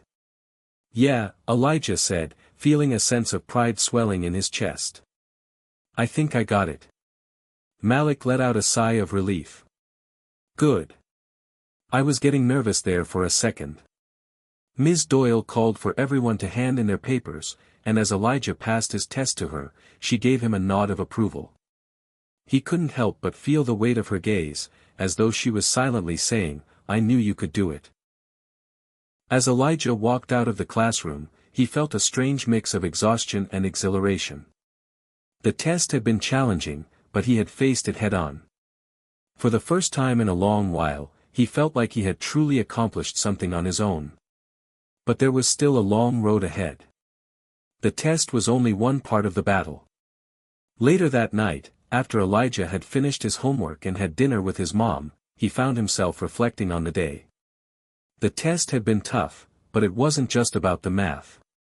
It was about everything that had led up to that moment, the pressure he had been carrying, the sacrifices he and his mom had made, the challenges he had faced. And as he sat on his bed, staring at the ceiling, Elijah realized something important. He had made it through. He had faced the test, not just of math, but of life. And no matter what the future held, he knew he could face it with the same determination and resilience. The day after the test, Elijah walked into school with a mixture of hope and apprehension. It wasn't the test that he was worried about anymore, it was the waiting. The feeling of not knowing whether or not he had succeeded hung over him like a cloud. The test would be graded, and the results would be posted in a week, but until then, he was left in suspense. And that uncertainty gnawed at him. He was on his way to homeroom when his phone buzzed in his pocket. Elijah fished it out, his heart racing for no reason at all. It wasn't unusual to get a notification during the school day, probably an email from Ms. Doyle or a message from Malik. But when he saw the name on the screen, his stomach dropped. It was a call from his mom. Elijah froze in the middle of the hallway, his fingers hovering over the screen. His first instinct was to ignore it. He couldn't afford to think about anything outside of school right now, especially not anything that could distract him from the test.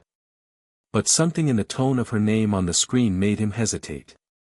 It wasn't just any regular call. It felt like something more. He swiped to answer the call, his voice low and tentative. "Hey, Mom. What's up?"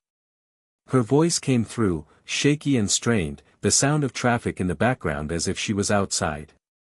"Elijah," she started, her tone soft and anxious. "I just wanted to let you know something.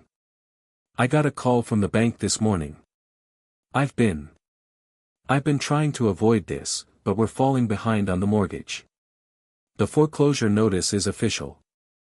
We have 2 weeks to come up with the money or..." Elijah's heart stopped. The weight of her words hit him like a punch to the gut, and for a moment, the world around him seemed to spin. He took a deep breath, forcing himself to stay calm.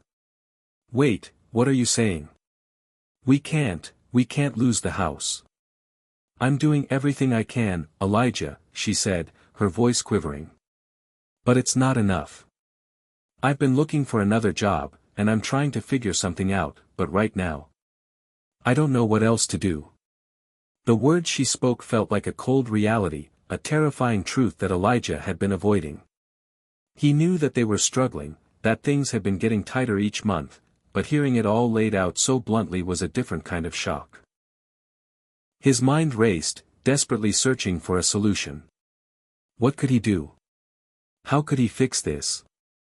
"Mom, I'll figure something out," he said, his voice thick with determination.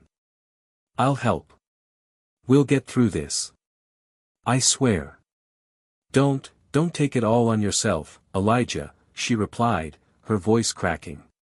"You've already done so much. You're just a kid. I don't want you to have to carry this on your shoulders." "I'm not just a kid," he retorted, his jaw tightening. "I'm your son. I'm not going to let us lose everything."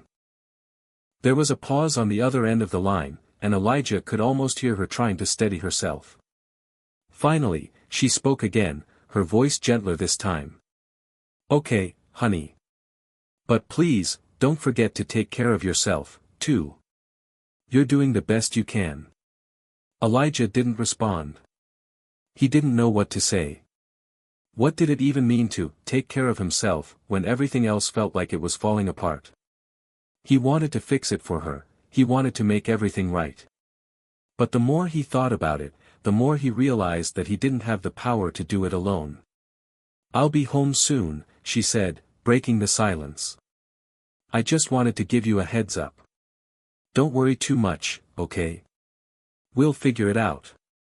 "I'll see you soon, Mom," Elijah said, trying to keep his voice steady, though his stomach was twisting into tight knots. After the call ended, Elijah stood in the hallway for a moment, his mind reeling.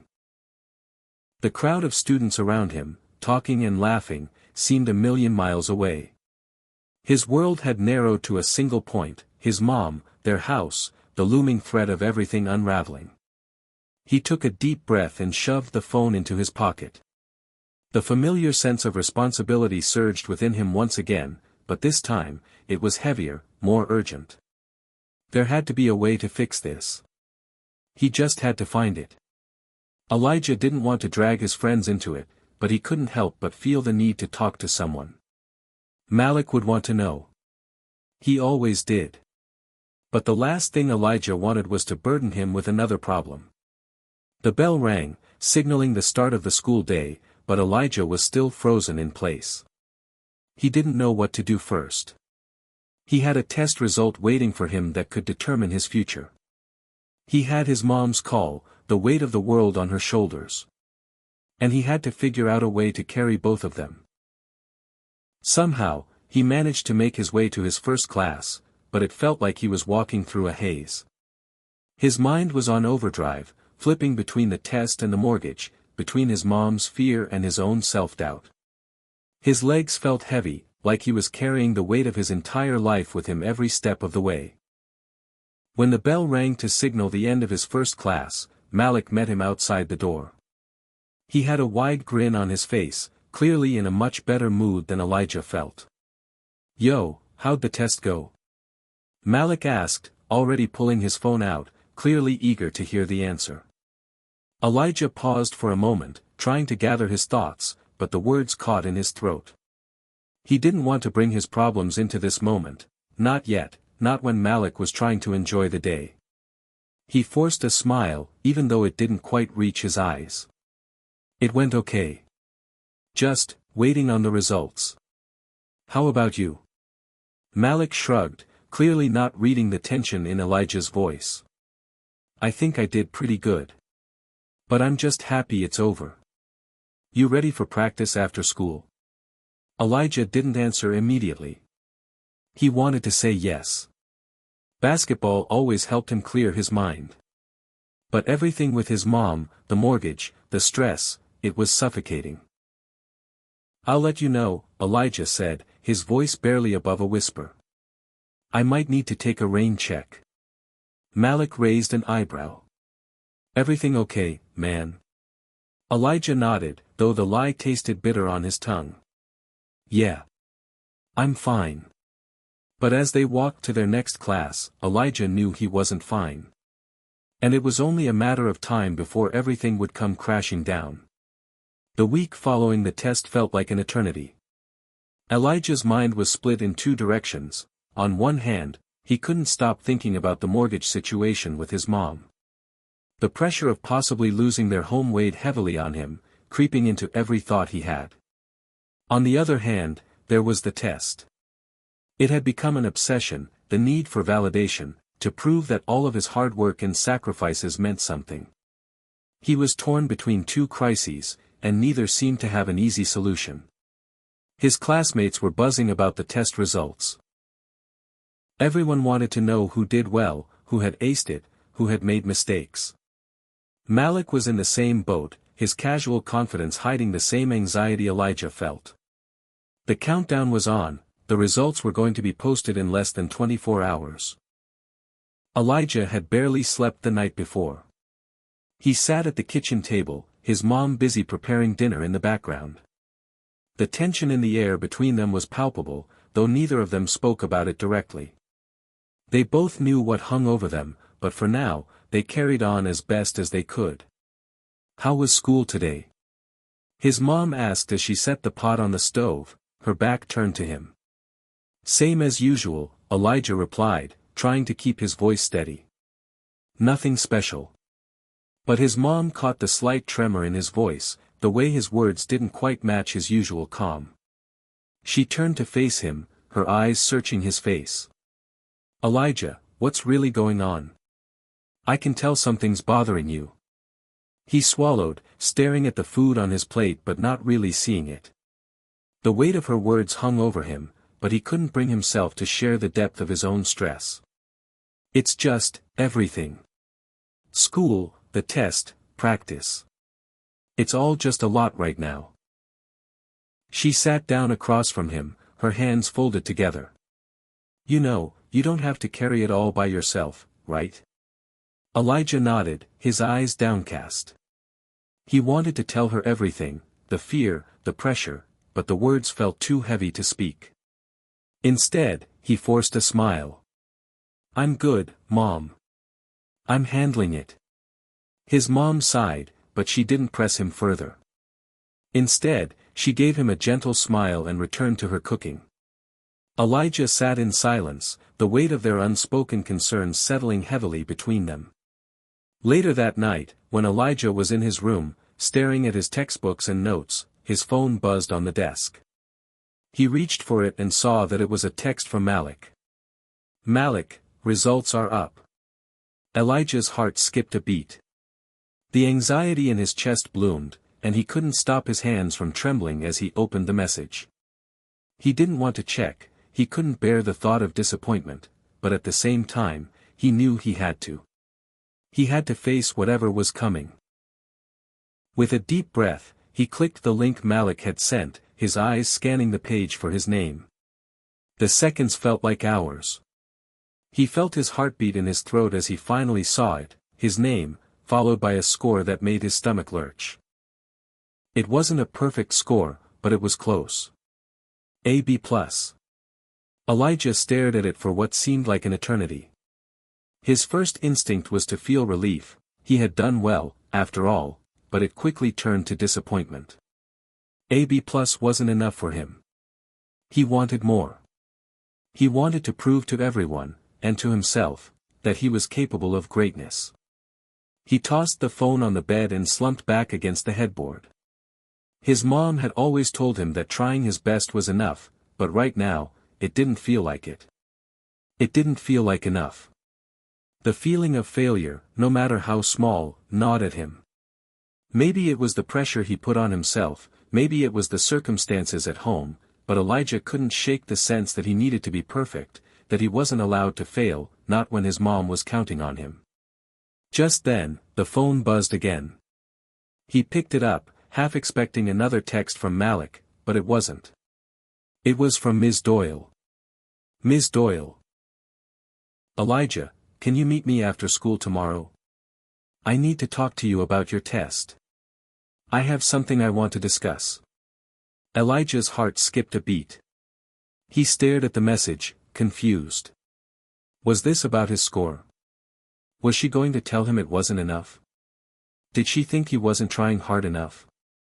He didn't know what to make of it, but one thing was certain, he couldn't avoid this conversation. The next day, Elijah barely made it through the school day. His thoughts were constantly on Ms. Doyle's message. He tried to focus in class, but the anticipation of that meeting hung over him like a storm cloud. Finally, the bell rang, signaling the end of the school day. He met Malik outside the classroom, his mind racing with 1,000 questions.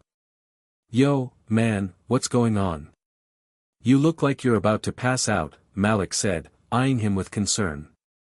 "I have to meet Ms. Doyle after school," Elijah said, his voice tight with nerves. "She wants to talk about the test." Malik raised an eyebrow. "What about? You didn't do bad, did you?" "I don't know," Elijah replied, shaking his head. "I don't think it's about the score. She just said she wanted to talk. I guess I'll find out." "Well, you know Ms. Doyle, she's probably got something important to say." "I'm sure it's not bad news," Malik said, trying to sound reassuring. But Elijah wasn't so sure.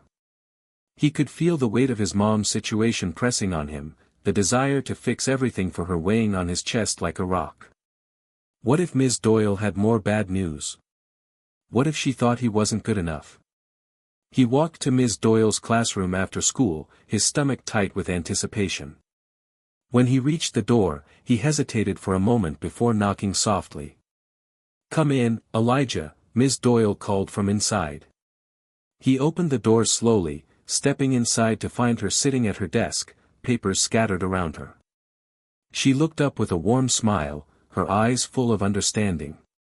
"Sit down, Elijah," she said, gesturing to the chair across from her. He sat down, his nerves still jittery. Ms. Doyle looked at him for a moment, as if she was carefully choosing her words. "First of all, Elijah, I want to say I'm proud of the effort you put into this test. It was a tough one, and you really showed a lot of growth." Elijah felt a wave of relief wash over him, but it was short-lived. What was she getting at? "Thank you, Ms. Doyle," he said quietly. She nodded. "But that's not why I asked you to stay after school. I wanted to talk to you about something else. You've been putting in a lot of work, Elijah. But I think you're holding yourself back. I think you can do better than you realize." Elijah frowned, unsure of where this was going. Ms. Doyle leaned forward slightly, her gaze intense but kind.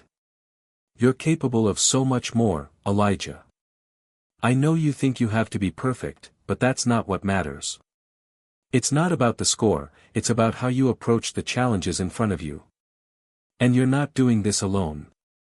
You have people who believe in you." Elijah blinked, surprised. I don't know if I understand." Ms. Doyle smiled softly. "I think you do.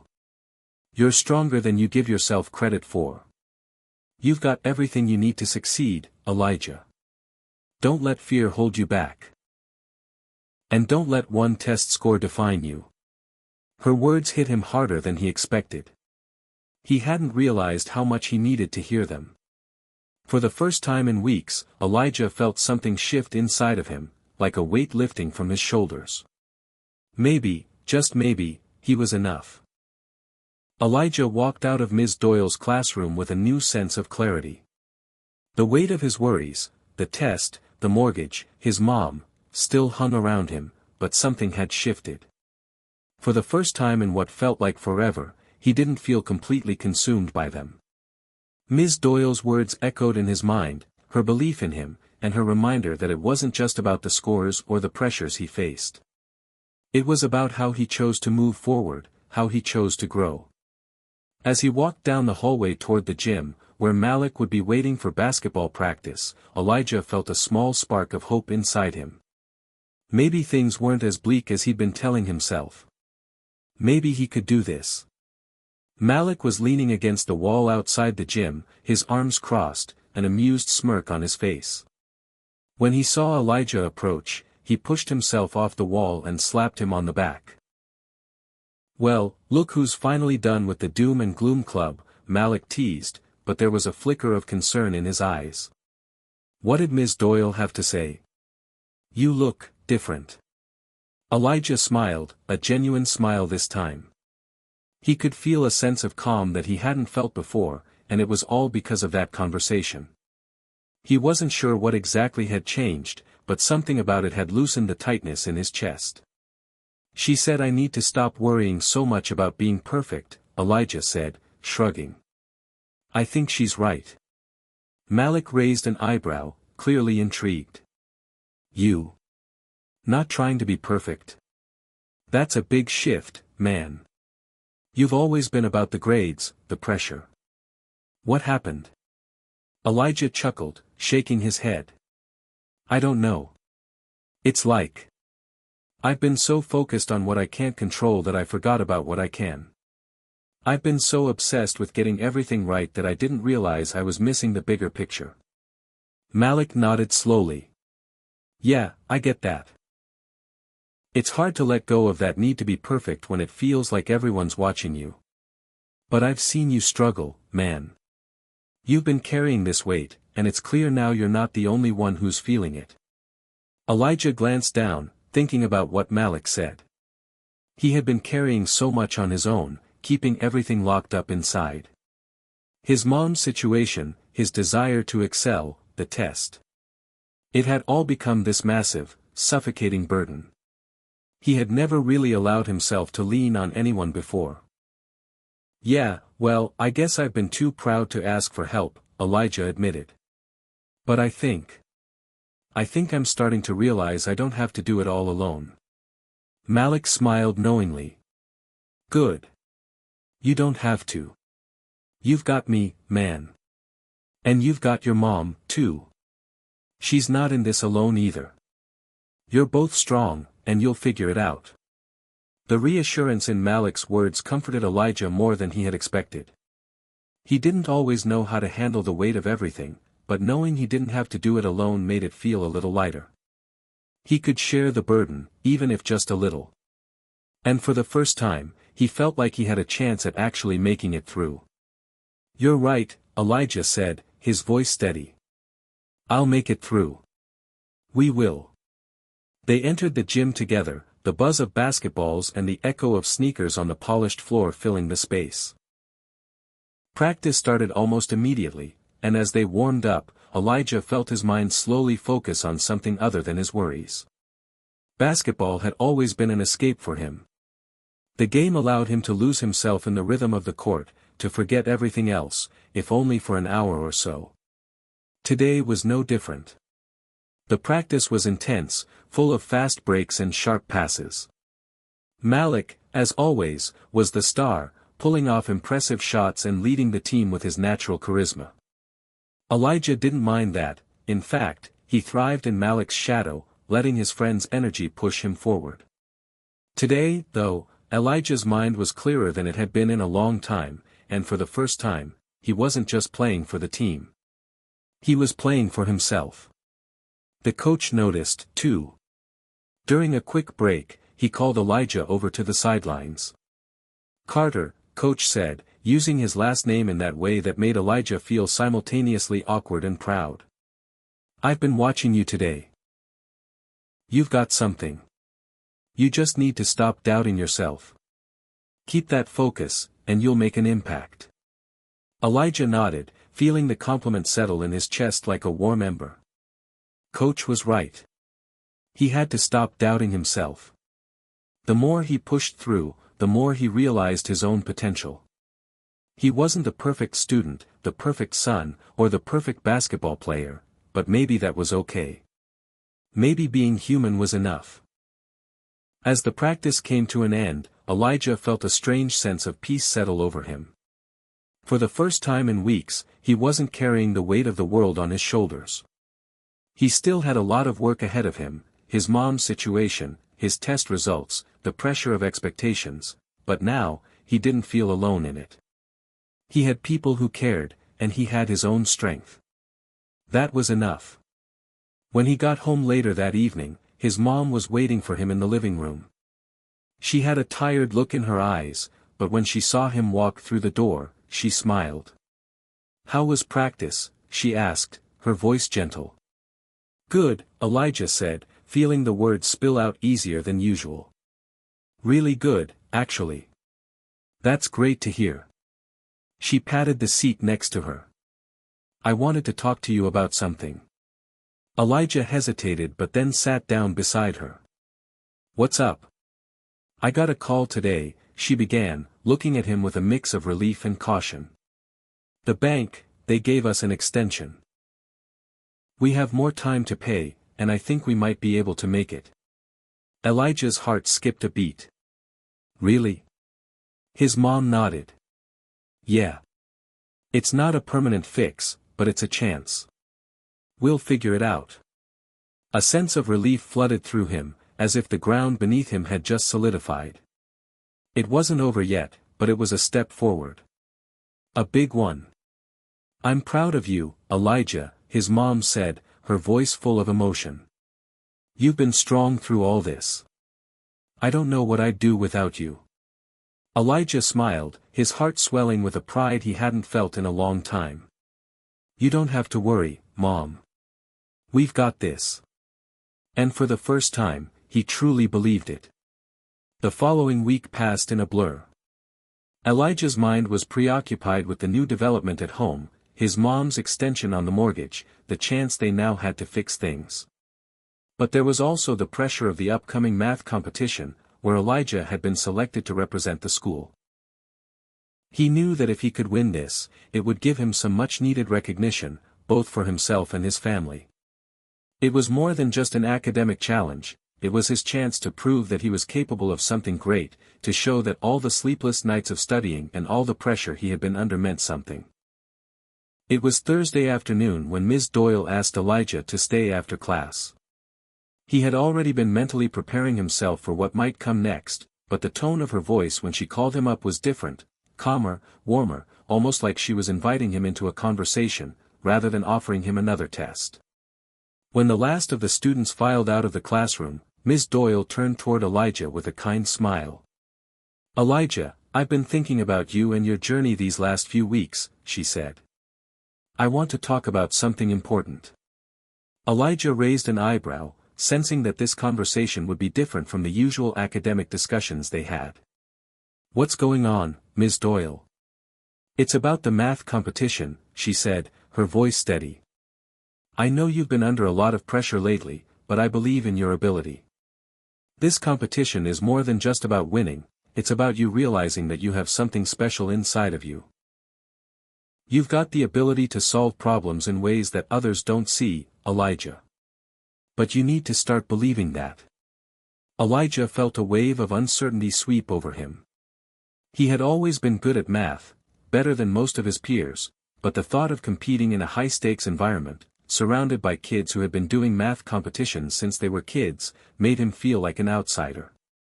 "I don't know, Ms. Doyle," he began, shaking his head.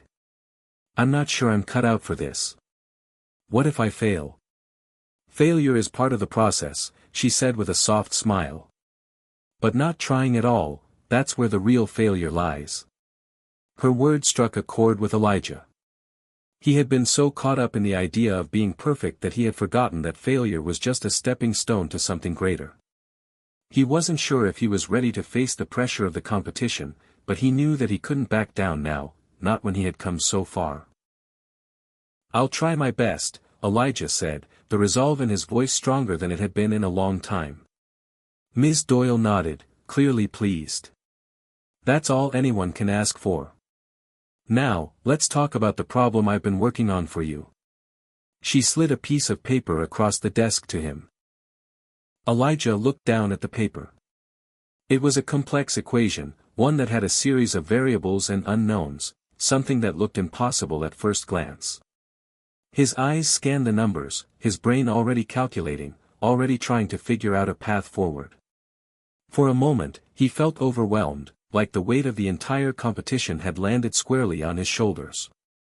Ms. Doyle didn't say anything. She just let him sit with it, giving him the space to think. Elijah took a deep breath, letting the familiar comfort of the numbers wash over him. His fingers moved quickly, working through the equation piece by piece, turning variables into constants, rearranging terms, isolating the unknowns. The rhythm of solving the equation was soothing to him. It was like he had done it 1,000 times before, like the answer was right there waiting for him to find it. As the minutes passed, Elijah's initial anxiety started to fade. He had done this before. He could do it again. The feeling of uncertainty began to dissolve, replaced with a quiet confidence that he hadn't felt in months. He felt connected to the problem, like it was a puzzle that he was destined to solve. He could feel Ms. Doyle watching him, but it didn't matter. He was lost in the numbers, in the challenge. Finally, he paused. The equation was complete. Ms. Doyle, Elijah said, his voice steady but filled with awe, I think I've solved it. She raised an eyebrow, a look of quiet pride on her face. Show me. Elijah stood and turned the paper around, revealing his work to her. Ms. Doyle looked over it, taking her time as she examined each step of his solution. Then, after a long pause, she smiled. Perfect, she said simply, her voice full of admiration. You've done it, Elijah. You've just solved an equation that had most of my best students stumped. That's the kind of brilliance I've been talking about. You've got a gift. Don't forget that. Elijah's heart swelled with pride. The words sunk deep into his soul, cementing a truth that he hadn't fully accepted until now, he was more than capable. His fears had held him back for far too long, but now, he could see a new path forward. It was no longer just about the pressure, the test scores, or the competition. It was about his own belief in himself and the realization that his potential was limitless. For the first time in his life, Elijah felt like he had found the formula to his own success, not just in math, but in life. He had been too focused on the end result, too afraid to take risks. But solving this equation, this one moment of triumph, had changed everything. You did it, Elijah, Ms. Doyle said with a knowing smile. You're ready for the competition. And most importantly, you're ready to take on the world. Elijah smiled back, feeling a rush of confidence he hadn't known he was capable of. Thanks, Ms. Doyle. I won't let you down. Later that night, Elijah sat down at the kitchen table, his mom already putting dinner on the stove. She turned to look at him, noting the change in his demeanor. There was a lightness in his eyes, a sense of confidence he hadn't had before. How was your day? She asked, glancing over at him with a smile. It was good, Elijah replied. He felt the weight of everything that had happened. The test, the math competition, his mom's mortgage situation, all shifting in his mind. For the first time, he wasn't worried. The future was still uncertain, but he knew that he could handle whatever came next. Really good. His mom smiled, clearly seeing the change in him. I'm proud of you, Elijah. You've been working so hard. Elijah nodded, the weight in his chest easing. For the first time, he truly believed that he was enough. And that was the most powerful realization of all. The day of the math competition arrived faster than Elijah had expected. He stood in front of the mirror that morning, staring at his reflection, trying to make sense of the nervous energy swirling in his chest. He had worked hard for this moment, and he knew that it wasn't just about the competition anymore. It was about proving to himself that he could rise above the pressures, the doubts, and the challenges that had defined his life for so long. He glanced at his phone. A text from Malik popped up. You've got this. Don't stress. Just go in there and do what you do. Elijah smiled faintly, appreciating the support. Malik had always been the steady, calm one between the two of them, the friend who never hesitated to push Elijah when he needed it, and to encourage him when he doubted himself. Thanks, man, Elijah texted back. I won't let you down. He stuffed his phone in his pocket and grabbed his backpack. His mom, already awake and moving about the kitchen, caught his eye as he walked past her. Good luck today, she said, her voice full of warmth. "I know you're going to do great." Elijah paused, looking at his mom, seeing the tiredness in her eyes, the quiet concern that had settled into her face ever since the mortgage situation had begun weighing her down. She hadn't said much about it lately, but Elijah could tell that it was still there, a constant worry that was never far from her mind. He smiled at her, trying to ease her own worries, even though his heart was racing with his own. "Thanks, Mom. I've got this." She smiled back, but Elijah could see the faintest flicker of uncertainty behind her eyes. He wanted to reassure her, to take away the weight of her fears, but he wasn't sure how. All he could do was try his best today. The competition was being held in a large auditorium on the other side of town. As Elijah walked into the building, the hum of excitement and nervousness in the air was palpable. Students from all over the district were milling around, talking to each other, checking over notes, or just staring at the floor, lost in their own thoughts. Elijah recognized a few faces from his own school, but he didn't know anyone well enough to strike up a conversation. Instead, he found a quiet corner and sat down, taking a few deep breaths. It had been weeks since he had felt the weight of his insecurities this strongly. He had come so far, he had solved equations, he had worked through the self-doubt, and he had even started to believe in himself. But now, here, with the pressure of the competition looming over him, all of that belief seemed so fragile. What if he wasn't enough? What if, despite everything, he still failed? Elijah? He snapped out of his thoughts and looked up. It was Ms. Doyle, her warm smile a comforting sight amidst the sea of stressed-out competitors. "You okay?" she asked, sitting down beside him. Elijah forced a smile, though it felt more like a mask. "Yeah, just thinking." "About the competition?" she asked gently. "Yeah," Elijah admitted, feeling the weight of it all suddenly hit him. "I've worked hard, but it feels like there's so much riding on this. What if I don't do well?" Ms. Doyle looked at him for a long moment, her gaze steady. "Elijah, listen to me.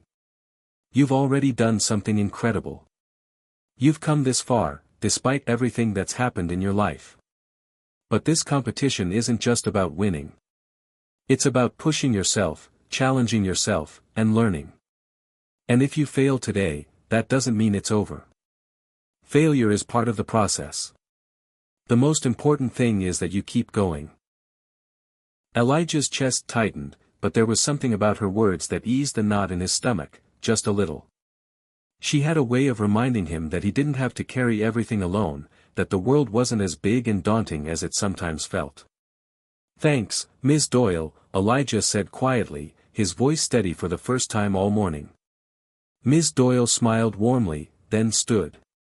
"You've got this, Elijah. Go in there and show them what you're made of." The competition started promptly, and Elijah took his seat at one of the long tables, the test papers in front of him, the clock ticking down. The first few problems were easy enough to warm up with: basic algebra, geometry, and a few word problems. Elijah worked through them methodically, his mind clear and focused. But then, as the problems got more difficult, he felt the pressure start to mount again. The questions became more complex, the equations more tangled. He could hear the sound of other students tapping away at their calculators, scribbling on their papers, and Elijah's own hand started to shake as he worked through the steps. He came to a problem that seemed impossible. The equation had too many variables, too many unknowns. He stared at it, his mind racing. The numbers blurred in front of him, and for the first time in weeks, the fear crept back in. What if I can't do it? He stared at the paper, his chest tightening, his thoughts spiraling. The room seemed to close in around him. The pressure, the expectations, his own fears, all of it felt like it was crushing him. His hands trembled, and for a moment, he thought he might lose it. He wanted to walk out, to escape the suffocating feeling in his chest. But then, as if in a moment of clarity, he remembered what Ms. Doyle had said. Failure is part of the process.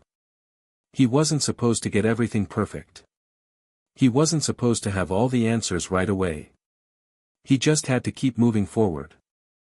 Elijah took a deep breath and forced himself to calm down. He started again, methodically, working through the steps slowly. Each small victory, each solved part of the equation, brought him closer to the answer. His hands stopped shaking, his mind became clearer, and eventually, the answer clicked into place. He exhaled, staring at the completed equation in front of him. He had done it. But as the competition continued and time wound down, Elijah couldn't shake the feeling that he was walking on the edge of something much bigger than just math.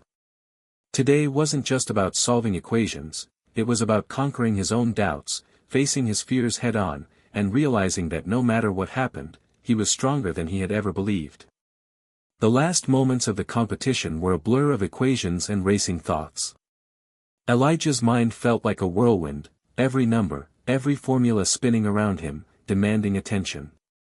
The room was filled with the quiet hum of pencils on paper, the soft taps of calculators, and the muffled sound of students shifting in their seats.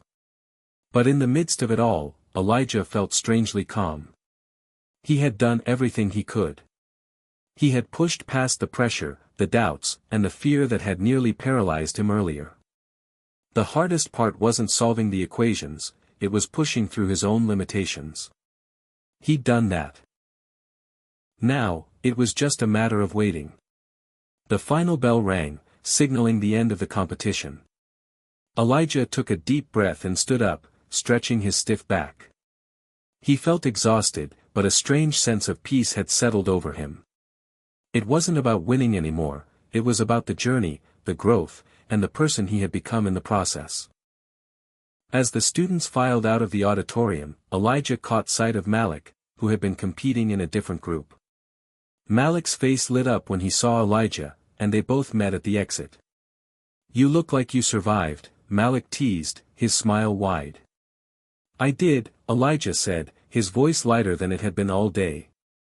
"And more than that, I think I finally figured something out." Malik raised an eyebrow. "What's that?" "I've been so focused on winning, on proving something to everyone else, that I forgot the most important thing," Elijah explained. "It's not about being the best or having all the answers. It's about doing your best, and learning from whatever comes next." Malik grinned, giving Elijah a playful punch on the shoulder. "I told you, you got this." The results came in a week later. Elijah's heart pounded as Ms. Doyle handed back the competition papers.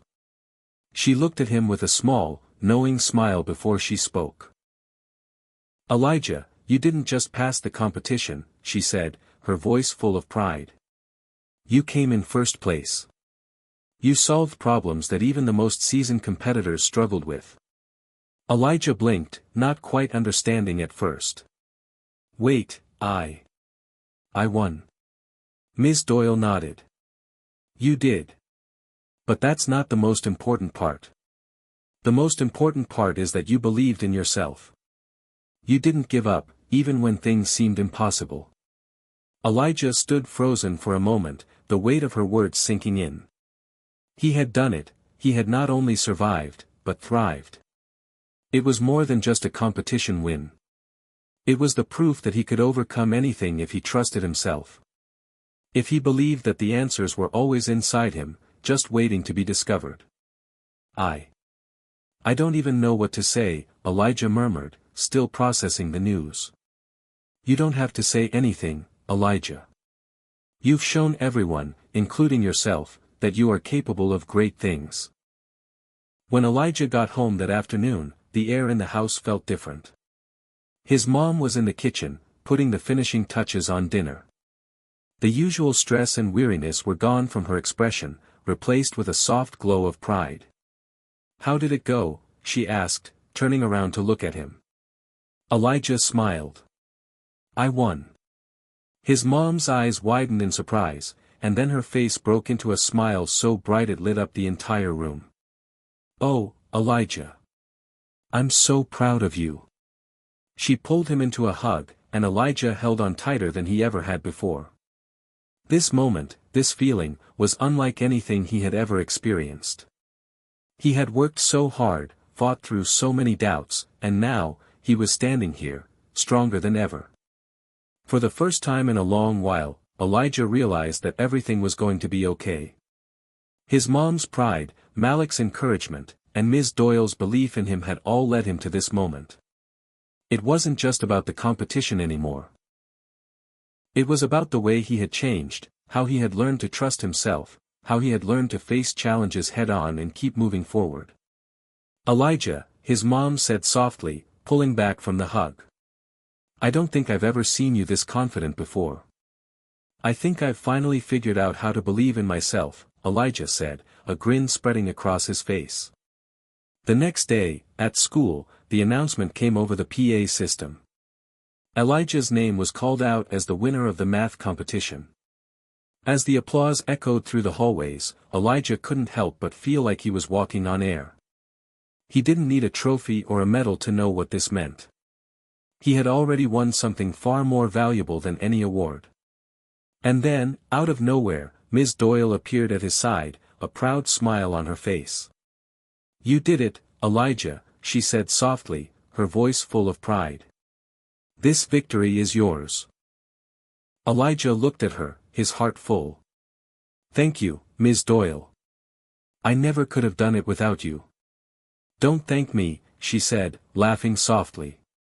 "You did this on your own. I just gave you the push you needed." That afternoon, Elijah sat in the school courtyard, the late autumn sun warming his face. He looked around at his classmates, his mind still buzzing from the competition results. Everything felt different now. The weight of his past, his struggles with his family, his self-doubt, his feelings of inadequacy, had lifted, and in its place was something stronger, something unshakable. He wasn't just Elijah Carter, the student with potential. He was Elijah Carter, the winner, the one who had learned how to keep going, no matter what. And as he sat there, a thought occurred to him. This was only the beginning. There were more equations to solve, more challenges to face. But whatever came next, Elijah knew one thing for sure: he could handle it. Because he had already solved the hardest equation of all, the one that told him that, no matter what, he was enough. Hit subscribe and leave a comment with where you're watching from. This story might just spark a new beginning. What's one thing that always pushes you forward, even when things get tough?